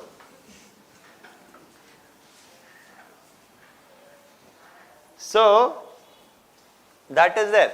So firstly they talked about universalization of educating or masses primarily to attain the objective of the civilizing mission. Okay, that is what they're saying. That if we are here to bring civilization to them, what other way can be there than bringing education? The Orientalists were people like J.J. Thompson. ये नाम important है. You must remember this name. These are British administrators. These debates are within the British. Okay, these debates are within the Britishers. It's not with Indians. It is the debate within the British administrators. Angelicists were people like Thomas Macaulay. The same Macaulay Commission wala. He is the one who is the Angelicist. Angelicists are basically have a clear racial bent. They have a clear racial bent, and they are saying that firstly Europeans are superior to Indians in every way. So Europeans are superior to Indians, and this is also there in education. European education is superior to Indian education. Forget that for a minute. They are saying, why should we educate the Indian masses? Rather, our education policy must be geared towards what? As you all are saying, lowering the cost of administration by creating a band of educated Indians. These educated Indians will do what? They will help in providing the lower clerical staff in India. And thus, we will not have to bring any such staff from abroad. Lower clerical staff trained in basic education, and with basic education, this lower clerical class can be recruited from India. And thus, by education policy of the British, we can lower the cost of administration in the region. So basically they had a clear racial bent, and they argued that education policy must create what? A class of, it must create a class of or a band of educated middle class Indians. They will do 2 or 3 things. They will do one, what? They will help in lowering the costs of education, lowering the cost of administration. That is not all. They will help in another way. How? Is that these educated Indians, these section of middle class educated Indians can lower the cost of administration also. They will what? They will become the mascots of whom? Of the British rule in India. They will basically, when they get educated, they will get jobs. What will they say? British rule is good or bad? Good. So basically, they'll create a class of educated middle class Indians who would support the British rule in India. Or whatever they want to do, universalization of primary education. So these educated middle class can educate fellow Indians. They can set up schools and educate fellow Indians. Why should the British government take up the responsibility? There can be what? देखिए, I like this very much. That आप पानी ऊपर से डालें तो नीचे आता है. You educate the top section of Indians, they will educate other fellow Indians. each one teach one, है ना? That each one can teach one. So I educate you, you educate one others. So that's how everybody will get educated. Right? Whether they want to keep India clean, you should keep your surrounding clean. India will become clean. This is called Facebook level enlightenment. So basically what is happening here is that public participation is the key for solving problems. ये आप हर जगह सुनते हैं. इसमें argument है public participation is a key to complement state delivery of services or to compensate for state not acting. जैसे आप सुनते करप्शन, वही बात कि आप मत दीजिए तो करप्शन नहीं होगा. अरे if cleanliness can be only ensured by you putting the wrapper in the dustbin, then India would have been Swachh long ago. Right? It is not merely state capacity cannot be replaced by citizen action. Citizens can only complement state, and the primary responsibility has to be state. जैसे सरकार ने कहा, एक भारत सरकार की एक health scheme है, under which I don't remember its name, something on women, maternity services for women, that private hospitals once in a month there is some scheme, right? Which is that scheme? हाँ, नहीं, जननी सुरक्षा तक मत जाइए, ऐसी नहीं है. एक है, some scheme is there that private sectors will provide. You can go and search that hospitals, doctors can provide 1 day free checkup for pregnant women. Okay, how on earth will it reduce maternal mortality? Somebody should explain me. Ultimately, the government has to invest in universalization of healthcare. That is the solution. Private sector providing 1 day charity is not the solution. It can only complement, but ultimately to give that impression that bhai, each one can teach one, and education crisis in India would have been solved long ago. Cannot happen. You can't say this ki are you are a doctor, provide 1 day free service, health problem in India will get solved. It will not solve, it will not dent it even one bit. Okay, so you have to provide the structure, and this is something the British are not really interested in doing. So they are saying that downward filtration theory. ये आपसे पूछेंगे prelims में. That the downward, what did the downward filtration theory say? Macaulay is the supporter of downward filtration theory. The downward filtration theory saying that we will educate the Indian masses. We will educate the middle class Indians. From them education will filter down to the lower social classes. Or under the downward filtration theory they said that educated Indians can set up more schools,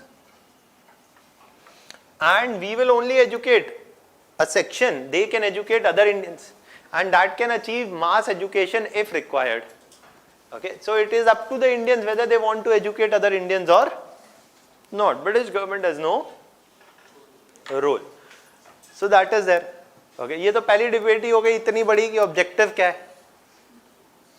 10 साल ऐसे थोड़े ना लगे, है ना? So this is the first debate within the camps.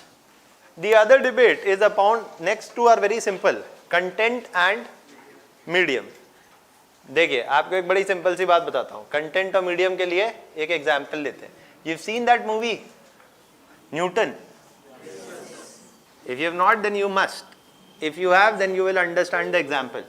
Basically the protagonist apart from Rajkumar Rao is one tribal woman, right, who is a teacher. In the movie she says that what does she do? She teaches students, and she teaches students the Gond tribals. Okay,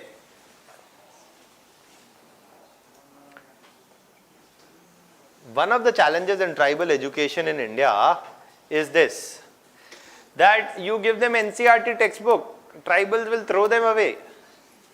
Why? They are written in a language that they don't understand, which is not just English but also Hindi. Gondi, the Gond tribes speak Gondi, they don't speak Hindi. Okay, so you give them books in a language, and the content also of the book is that A is for apple. A Gond individual has never seen an apple in his life. What is A for apple? A for astronaut bol dijiye aap. That does not make any sense. Content of education is something that must be relatable. I teach you seedhe French history, no Indian history. What will you understand? Will you find it relatable? No. Content of the education must be something that is relatable to the masses. Only then education will become interesting and relevant. If P is for pomegranate and an individual has never seen pomegranate in his life, unlikely to see also, what is that education? So, in the sense that content of education must be what? Local, or it must be local in both content and language. Only then it can become relevant, accessible and interesting to the masses. But ये सब करने की ज़रूरत कब है? Then you want to give them education. If you are serious about educating them, then you should do all these things, content, etc., and local languages, as well as also, for example, say history. You teach Gond individual, or you see, you teach a Santhal कि भाई Gandhi is the father of the nation. Gandhi ने ये किया, Gandhi ने वो किया. अरे उसको क्या मतलब? You first tell them that what Santhals have done. There is no such history of India, which is one history. History of India is involved history of different regions. If Gandhi is important to the Indian freedom struggle, according to you, then according to a Santhal, Birsa Munda is more important than Gandhi. So, content of education क्या है? That has to be driven. तभी वो कैसे पूछेंगे freedom fighter of North East in Indian freedom struggle. आपने तो सुना ही नहीं नाम. Gopinath Bardoli and others are there. So, अगर आपने नाम ही नहीं सुना, आपको क्या? इंडियन फ्रीडम स्ट्रगल चालू होता है गांधी से, जाता है नेहरू से, ज्यादा से ज्यादा बोस तक, और ज्यादा चला गया अंबेडकर तक, और नीचे चला गया अब्दुल कलाम आजाद तक. अब कहां जाएगा?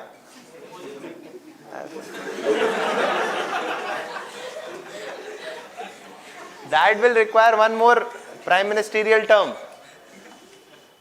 right? एक बार और फिर अगले बार बुक बदल जाएगी तो बदल सकता है. So that is their content, and the medium of instruction must be in local languages. Who will say so? Orientalists, because they are interested in educating the masses. Angelicists will say, why do we need to educate them in local language, local tradition, local culture? We want to create those who can help us in administration. So they must be taught which language? English. They must be taught a curriculum which is largely based in English curriculum, so that there is easier operability and they can help in administration. There is no role for Indian education anyways, because it is useless. Because Western education is superior, both in content, being objective, it is more scientific, objective, etc. Western education must be promoted. Medium of instruction must be English language. That is what is being said by the Angelicists. So the Orientalists are saying that the content of the education must be largely regional. They are not saying no to Western advancements. They are saying that yes, Western developments in physical sciences, must be incorporated, but that does not mean that you do not teach them about their own culture, tradition. And you should use Western developments in physical sciences must be incorporated, but the content of education must be largely regional in nature. And also the medium of instruction must be in what? Local languages. Is that point clear? What is the Angelicist saying? सब फालतू बात है, क्या करना है हमको? The content must be in English language. The content must be English or Western education, sorry. and Western curriculum should be followed. Why? Because Western modes of learning are superior to the local modes. Macaulay said that a shelf of Western text is a bookshelf full of Western texts is both philosophical and scientific, is more than the total worth of all Indian books put together in terms of quality. So he's saying that our ways of learning are far superior, right? So there is a clear racial bent here. Also he's saying that the medium of instruction must be in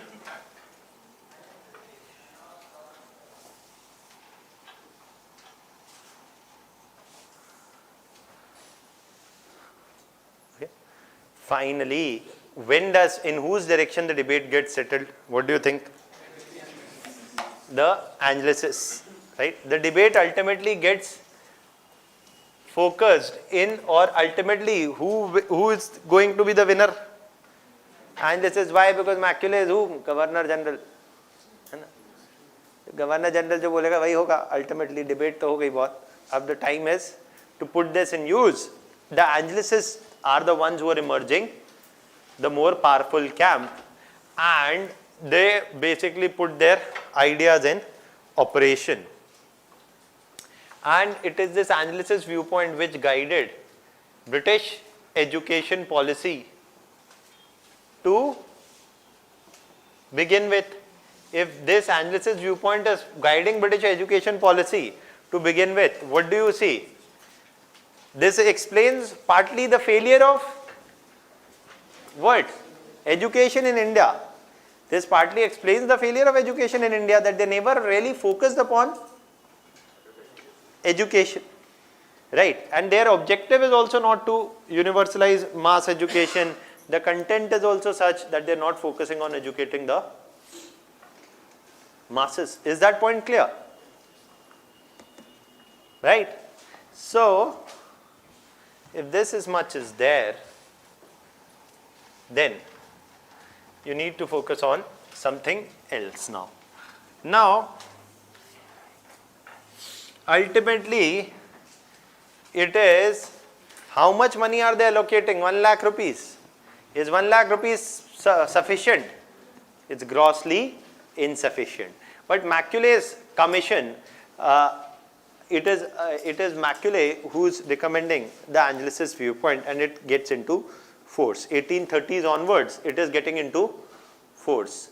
Now, 1830s onwards, this is being put into force. Now, what is happening is that over the next 2 decades, this is what is guiding the education policy. So, there are going to be no major advancements in education. Okay. Then, it is under Woods, Charles Wood, that the next major change comes in education policy, and this is called as the Woods Dispatch. Woods is arguing morally from the viewpoint of Orientalists, and he talks about universalizing primary education. Yes, these all things are there in the PowerPoint presentation. Okay.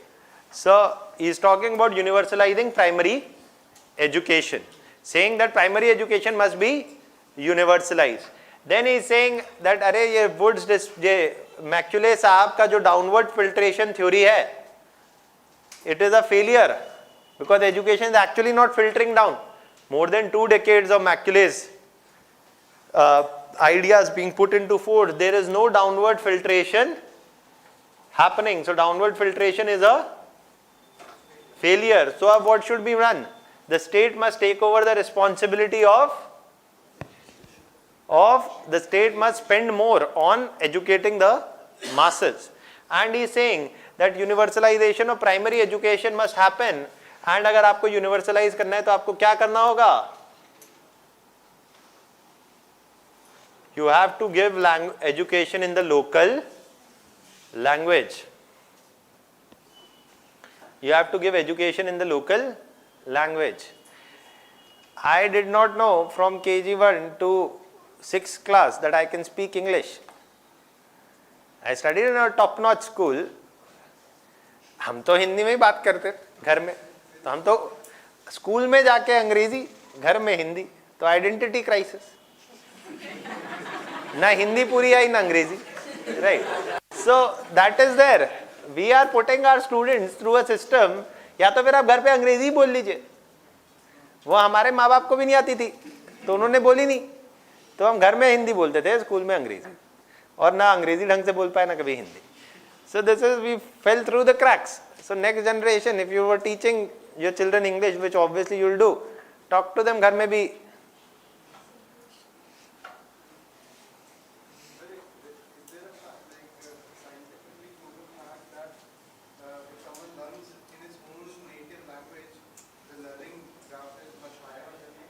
I have no clue. अरे basically transformational grammar, अगर आप इसमें भी घुसेंगे तो transformational grammar is a concept given by Noam Chomsky. Chomsky, being a linguist, has tried to study this in considerable detail. Doctors have no clue about it. The only scientifically proven fact is the earlier you pick up languages, the faster you pick them up. You want to run German, the better age is 6 rather than 25. Why? That we don't know. The more languages you get exposed to at an earlier age, it's better to pick them up. That is also true, provided you want to pick them up. And the better is the education and the linguistic efficiency of your parents, the better is the correlation with children. Okay, so that is there. वो सारी चीजें हैं. It is actually an advantage that Indians have had in that way, that they get exposed to multiple languages at an early stage, and that is helping them pick them up. That is why we also picked up very quickly, is because of this reason, that you get exposed to multiple languages at an early stage. You think, the assumption is you can learn languages by, how do people pick up languages? A very intensely debated idea as to how do we actually learn language. There's no much clarity. आपके exam में वैसे भी कोई नहीं पूछेगा, वापस आ जाइए, इधर उधर नहीं जाना है. मैंने भी एक बार पढ़ने की कोशिश करी थी, 1 लिमिट के बाद मेरे को समझ में आना बंद हो गया, छोड़ दिया. सो डाउनवर्ड फिल्ट्रेशन इतनी बड़ी बुक है, वो सिर्फ यही कोशिश कर रहे हैं उसमें समझने की how do people pick up languages, do animals have languages, what constitutes a language. तो वो पढ़ने के लिए आपको चॉम्स्की के लेवल का होना पड़ेगा, उतना नहीं है हमारा. So downward filtration is a failure. And what is Charles Wood saying?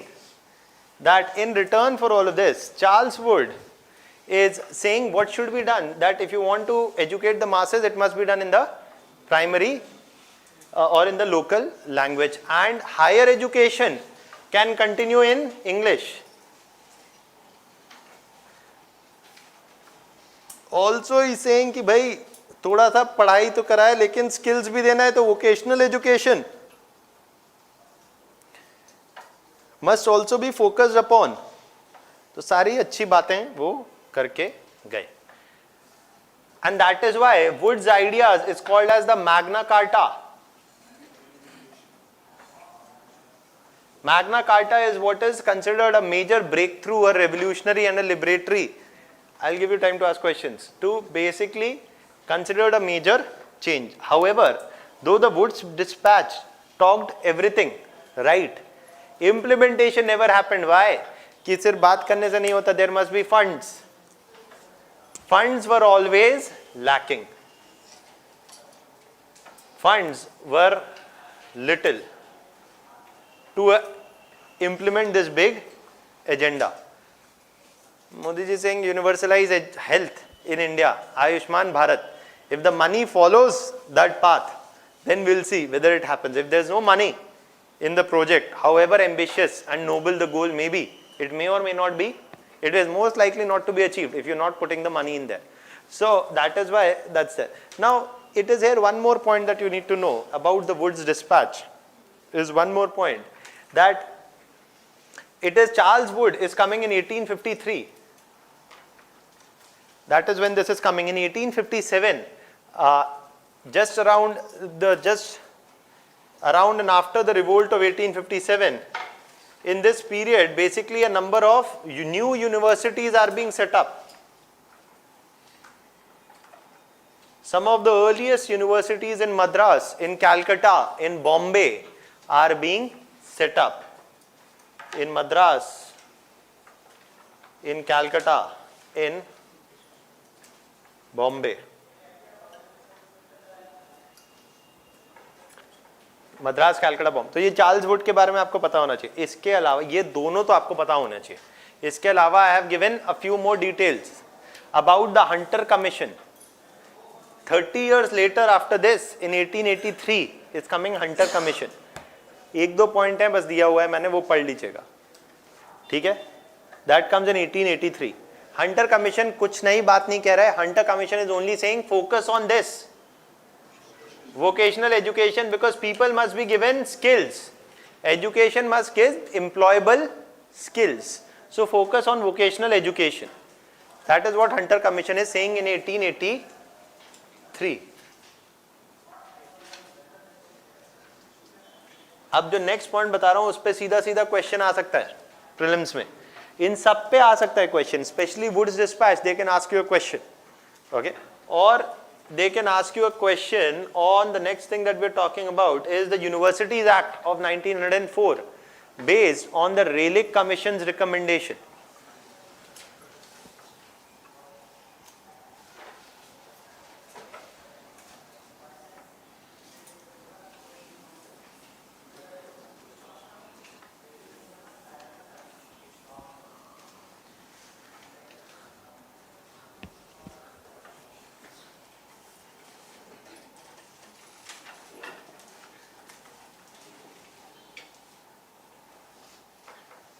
ये समझने में बिल्कुल दिक्कत नहीं होगी.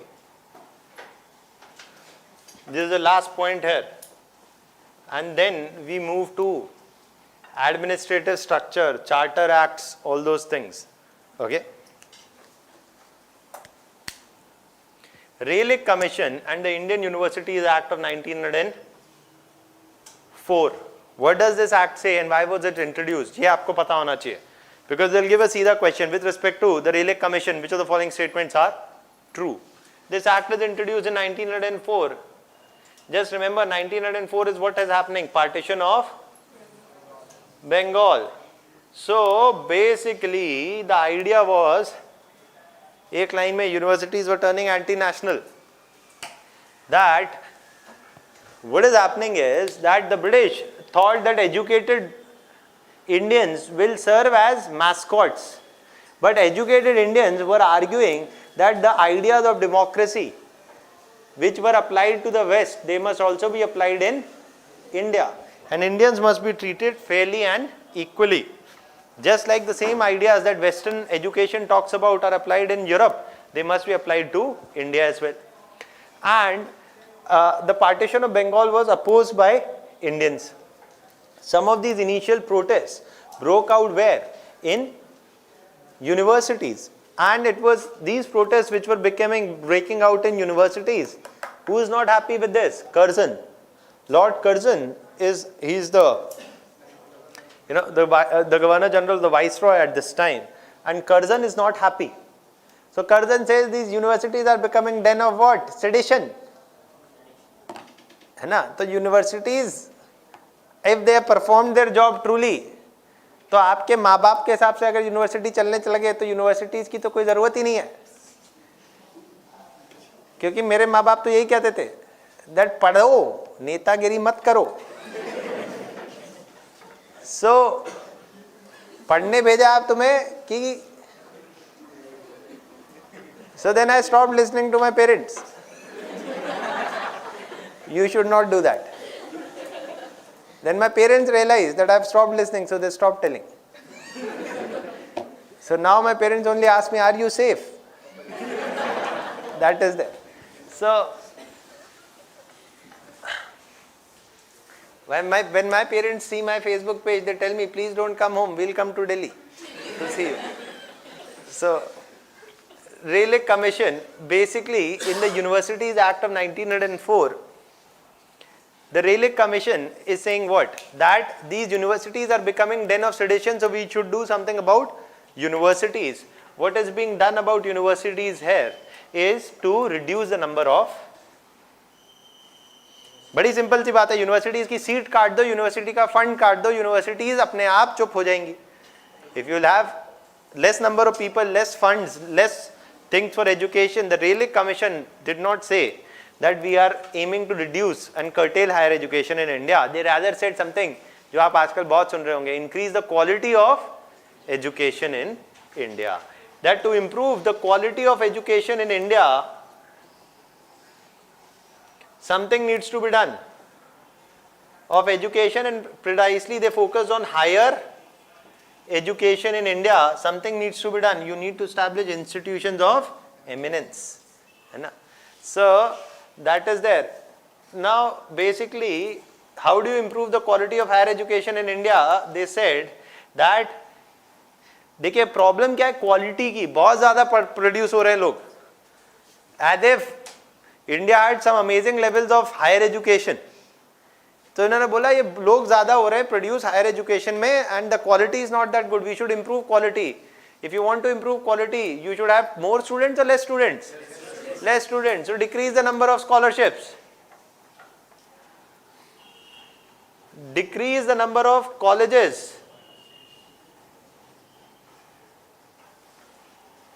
granted affiliation to universities, and decrease the number of seats.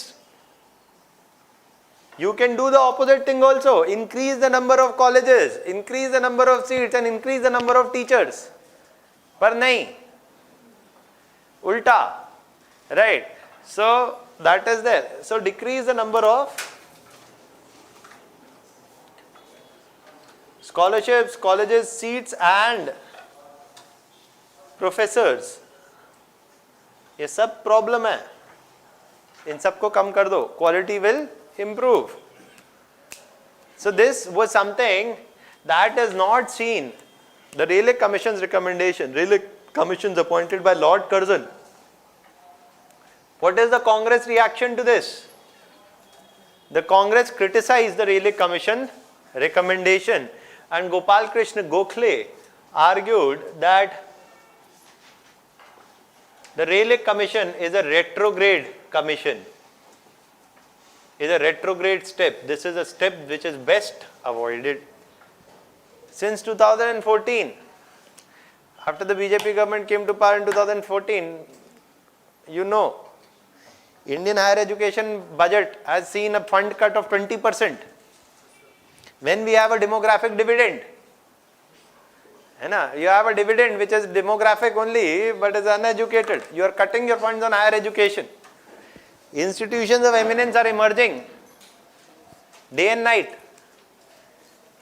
Right. On top of that, you have institutions like JNU which got no seats in 2015. 2014, BJP government came, 2015 no seats. 2016 seats cut to less than half because too much anti-nationalism in JNU. So, चलिए कोई बात नहीं, ये हमारे लिए बहुत है.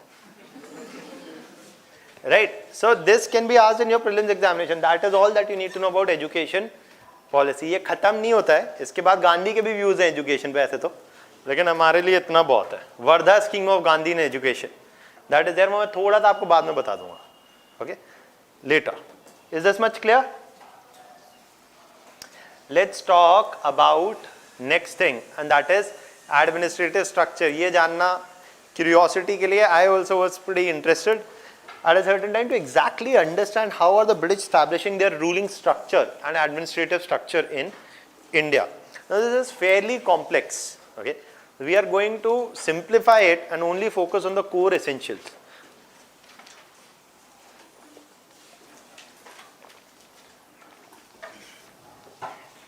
This is the last topic for today, and इसके बाद next class में thankfully will not have to discuss so many facts in one go.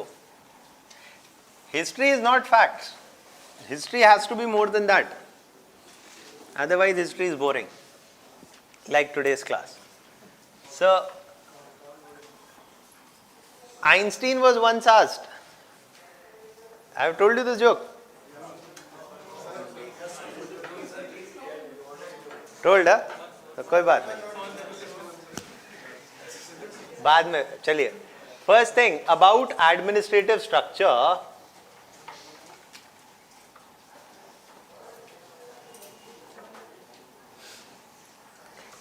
Of the British in India.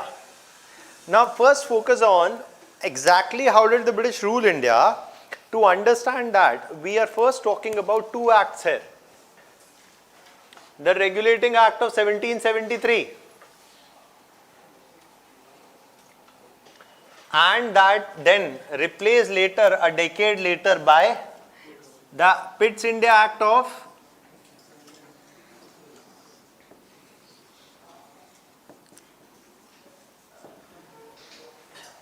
84. देखिए 63 में तो British are establishing 63-64 East India company establishing its hold where in Hyderabad and Bengal. तो अभी पहला simple सा issue कि भाई how are you going to administer all areas including Bengal, Hyderabad, and they had the port city of Bombay also in control. Okay, so how will you administer all these areas? What do you do? They said ki firstly East India Company is in charge. Okay, East India Company is in charge, लेकिन ये East India Company को the government wanted to regulate. Why? Because it is a cash cow now. East India Company has managed to capture significant areas, and it must not take any stupid actions that ultimately brings about its downfall in the region and ultimately the British presence in the region. देखिए बड़ी simple है, कैसे हो सकता है ये? ऐसे हो सकता है that East India Company officials were indulging in mass corruption. सबको लगा कि अभी ये मौका लूट लो, including Robert Clive. Robert Clive has amassed huge wealth. Okay, and these people were getting jagirs, abusing private trade, दुनिया भर का काम सब चल रहा है. Okay, it is at this time that the government says that these people will eat out the East India Company only, and this is exactly what happens. East India Company runs into loss. इसके और भी reasons हैं. I told you right that they are to buy goods from Lancashire producers and sell at loss. तो वहाँ से भी loss हो रहा है, officials भी खा रहे हैं, सब खा रहे हैं, तो East India Company is in loss. It is on the verge of bankruptcy. It takes a loan of 1 million from the British Crown. British Crown बोलता है लोन चाहिए तो regulation होगा, and with that regulation came the 1773 Act. ये तो मैंने आपको बस इतना background इसलिए बताया जानने के लिए कि भाई why is regulation coming, who is and why the government is regulating the activities of a private company which is the East India Company. ठीक है, ये बस background आपको पता होना चाहिए. कोई पूछेगा नहीं आपसे, लेकिन एकदम से आप पूछे कि कैसे आ गया सर, ये है वो context. Okay, the financial bankruptcy of the East India Company drove them towards taking a loan from the British government. The government said, you want loan, you will give regulation and loan. Okay, this is the 1773 regulation. अब बस इतना समझ लीजिए that in India there was provinces of Bengal, in Madras as well as in the Bombay city, in Calcutta. तो उन्होंने बोला कि देखिए सबसे पहले तो क्या है कि all these are independent, but all these are not reporting to each other, they will report directly. इन सब में क्या है कि governor, and they all these are going to be appointed by whom? By the board of director. The board of directors will appoint the governors. All these governors will respond to the board of directors. These board of directors are of whom? East India Company. This East India Company's board of directors is based in London. And with the new act coming in, they said that this board of directors must report to whom? The British Parliament. They must report to the British Parliament. Why? because it is, they must give all regular reports of what are the activities they are planning, what revenue they are collecting, etc. from the region to the British Parliament, because the taxpayers' money is on the basis of which they've been given the loan. So the British Parliament must be reported. Now, Board of Directors is now basically, so what is happening in the 1773 Act, they're telling the Board of Directors to what? They're telling the Board of Directors to report. Okay, to whom? The British Parliament. इसके पहले ये नहीं था कभी. It is only introduced in 1773. The Board of Directors is not very interested in reporting. Why should we report? We have taken a loan, so we'll pay back the loan. Why should we allow interference, British government's interference? All the appointments were being made by Board of Directors, etc. Okay, so they are not very keen on reporting. What do? They delay reporting. Event happened 6 months ago, they are reporting now. Event happened, they are not reporting only. Delay and misreporting of facts was happening. The British government realized this is not how it's gonna work. So the Regulating Act of 1773 was not working. That is why they introduced Its India Act. Abhi, basically what then they did was ki we need to do something also. They said ki under the Regulating Act, they said ki what needs to be done is that one needs to be made a head, and Calcutta, or basically the Bengal presidency, was made the head, and other provinces were to report to the Bengal, and all regions mein governor the. There were governors in all the regions, but they said that from now on Bengal and Madras would report on matters of foreign policy, etc. Some restricted matters to whom? To the governor of Bengal, who would now be, basically this will move forward slowly to become the position of Governor General, who will basically becomes the eyes and ears in India. Abhi, but this is something that you must understand, broad thing. अब ये समझिए कि यहाँ क्या हो रहा है कि प्रॉब्लम जो है इसका सॉल्व कर देते हैं. इन्होंने कहा कि ये बोर्ड ऑफ डायरेक्टर पार्लियामेंट को ढंग से तो रिपोर्ट कर नहीं रहा, so we should create another board above the board of director which will only monitor continuously, and this will be the board of control. That from now on a separate board will be established, the board of control. And ये आपको पता होना चाहिए that the Pitt's India Act is saying that we will differentiate and separate two important functions: the economic activities that can, private trading activities that can continue under the East India Company, and all other key appointments, administration and revenue collection, that will be overseen by whom? That would be overseen by the British government. Okay, the British government is appointing the board of control. This board of control will basically monitor all these key appointments, administration, revenue collection by whom? By appointing the Governor General. क्योंकि in 1773 Act, appointment of Governor General is under Board of Director. आप कुछ नहीं, we will appoint the Governor General. ये point समझा? देखिए बड़ी simple सी बात है कि ऐसे याद रख लीजिए कि if government is giving so much loan, wants to keep effective control, तो government will appoint, make the key appointments or not?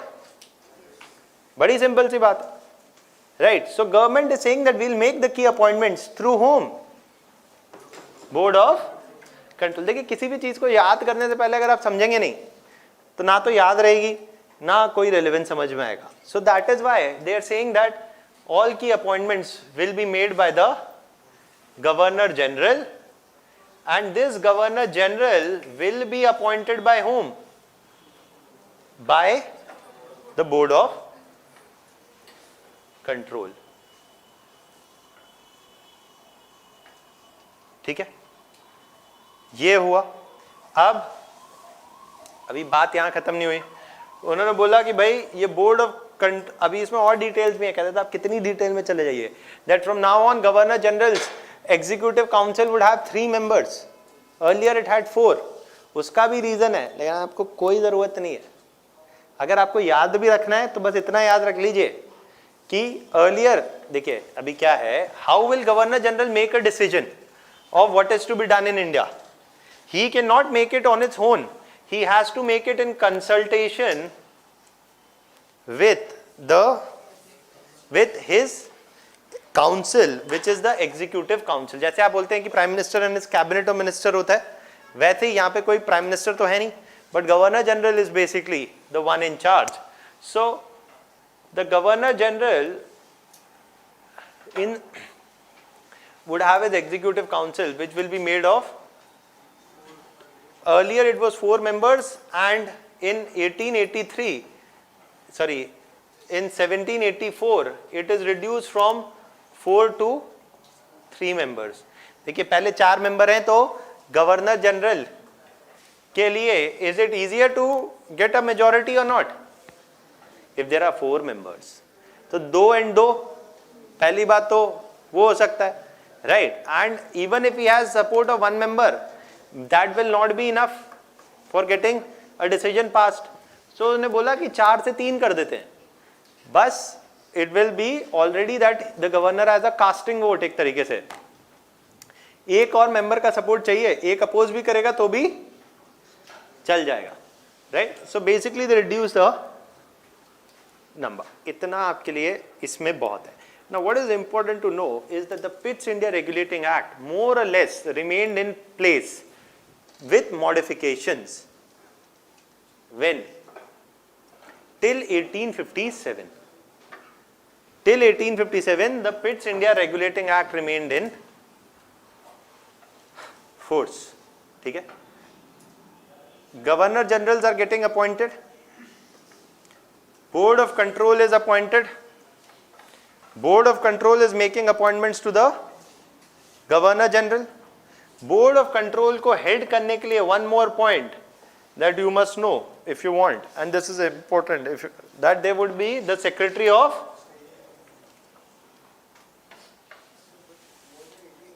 yes, ultimately basically when the Government of India Act 1858 comes, that is where you will see this in a major fashion, but the idea was given here. Okay, तो चलिए मत करिए confuse, आप बस इतना ही याद रख लीजिए, कोई बात नहीं, सिंप्लीफाई जितना आप याद रख सकते हैं. This is something that you must focus upon. This remains a structure till 1857 where it undergoes a major change with the Government of India Act 1858. वो क्या था वो हम बाद में पढ़ेंगे. Okay, because when we'll study 1857 then we'll see the impact is the introduction of Government of India Act 1858. पर अभी रुक जाइए, अभी कहीं नहीं जाना है, अभी चार्टर एक्ट्स और पढ़ के जाएंगे. Yes, any doubt still here?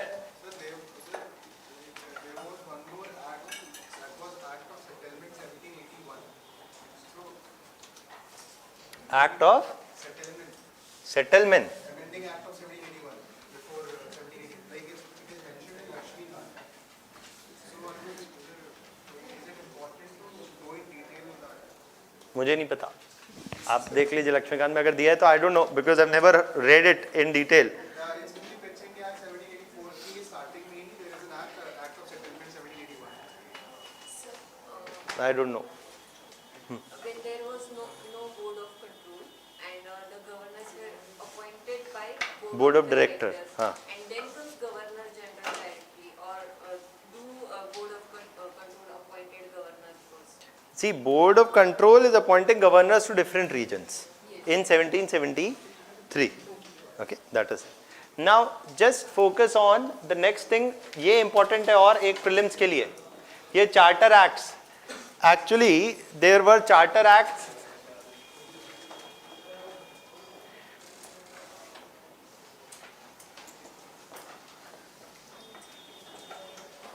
कुछ नहीं है, 2 मिनट का है, बस 2 minute.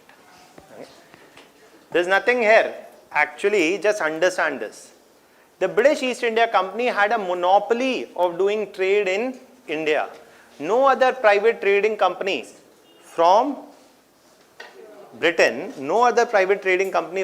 was allowed to do trade in India. Only the British East India Company was the only private British trading company which was allowed to do trade in India. Meaning they had what? Monopoly. Not only with respect to French, obviously, but even within Britain, only they were the ones allowed to do trade with India, a trade which was hugely lucrative. So, what are other British traders going to say? That we also want trading rights in India. Why only the British East India Company must have the trading rights? If the army is protecting, if the British army is protecting British traders, then all other British traders must be allowed. Why only East India Company? So the British Parliament was under pressure to allow the entry of other British traders and end the monopoly of East India Company. Lekin the Parliament, if it is facing pressure to open up Indian market for other British traders, if the British traders were putting pressure on the British Parliament to open up Indian market for other British trader, East India Company is saying, aise kaise? How can we allow you to open it to other traders? Our margins will decline. Okay?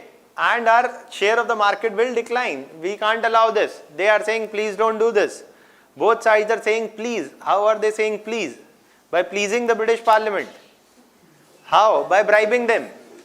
So basically both sides are paying bribes. इसको sophisticated भाषा में कहा जाता है lobbying. Saying that one side is saying open it up, other side is saying no, don't open it up. Who's making money? British Parliament. Okay. The legislators were being bribed day in, day out, both sides, throwing money. कि it should be allowed or should not be allowed. देखिए बड़ी simple सी बात है. Indian automobile sector will say lower custom duty. Will say do not lower custom duty. Do not allow Audi, BMW to sell their cars in India at low custom duty rates. Audi, BMW will say what? अरे ऐसे कैसे? Please lower the custom duty. Who will make money? Government नहीं. Parliamentarian. Okay. So lobbying इसे ही कहते हैं. ये sophisticated term है. इनके लिए हम bribing कह रहे हैं आज क्योंकि 200 साल हो गए इन्हें गए हुए और ये वैसे भी ब्रिटिश हैं, कुछ भी कह लो. Right. So basically in 1793 Act, it is actually, and इसका एक और रीजन है, बट ये मैं नहीं बता रहा हूँ क्योंकि इसका रीजन है नेपोलियन से, बट वो छोड़िए अभी, जब हम पढ़ेंगे कभी वर्ल्ड हिस्ट्री तब बताऊंगा, इंटरेस्ट के लिए वैसे भी कोई जरूरी नहीं. In 1793 basically the charter act came, which is a royal फरमान एक तरीके का. Okay, and basically the charter act said that we will review the conditions on the basis of which the East India Company is granted a trading presence in the region every 2 decades. तभी 1793, 1813, 1833, 1833 and then 53. 1793 में कहा अच्छा कोई बात नहीं, the British East India Company's trading monopoly would continue. The British East India Company's trading monopoly would continue in where? In India. Okay. In 1813 they said, time's up. 2 decades later they said, time is up. No further trading monopoly for the East India Company. Open it up to other British traders also. The monopoly of East India Company would be withdrawn except what? Except trade in tea and trade with China. ये क्या हो रहा था China से trade? Opium. Okay, कोई बात नहीं, वो अलग है, बट अभी ज्यादा नहीं था opium So yeah, basically this trade is happening with China in opium. आपको पता होना चाहिए वैसे ओपियम वॉर जब हम पढ़े वर्ल्ड हिस्ट्री में पढ़ेंगे तो बता दो. Okay, so that is something which is there. Tea, why? Because tea was one of the most valuable commodities that East India Company was sending from the region. Okay, China and India were one of the biggest producers of the tea in the world. Okay, so that is why they wanted to keep the monopoly on tea. So British government said, okay, you can still have monopoly of buying and selling tea. In the whole world, there was only one British company which was buying and selling tea, and that is the East India Company. 1833 में ultimately the monopoly is withdrawn completely, including what? Including the trade in tea and trade with China. बचा क्या?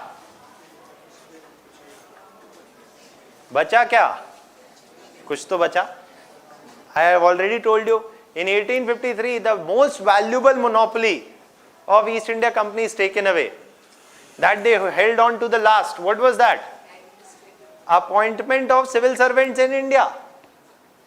In 1853, I told you already, that appointment of civil services in India is thrown open to a competitive exam. Ending whose monopoly? East India Company's monopoly in appointing its officials. रुक जाइए. 1813, I told you 1 lakh rupees is being given by the Charter Act for the purpose of education. रुक जाइए. 1833, one more thing, useless fact. Governor General is becoming the Governor General of India.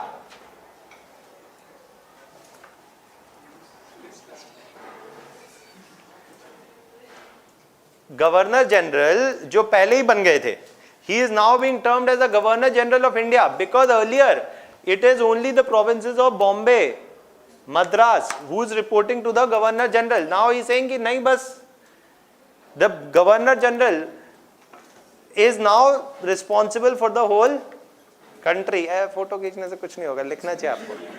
Okay, so that is there. So these many facts you need to remember. इसमें ज़्यादा कोई doubt का scope नहीं. Thank you.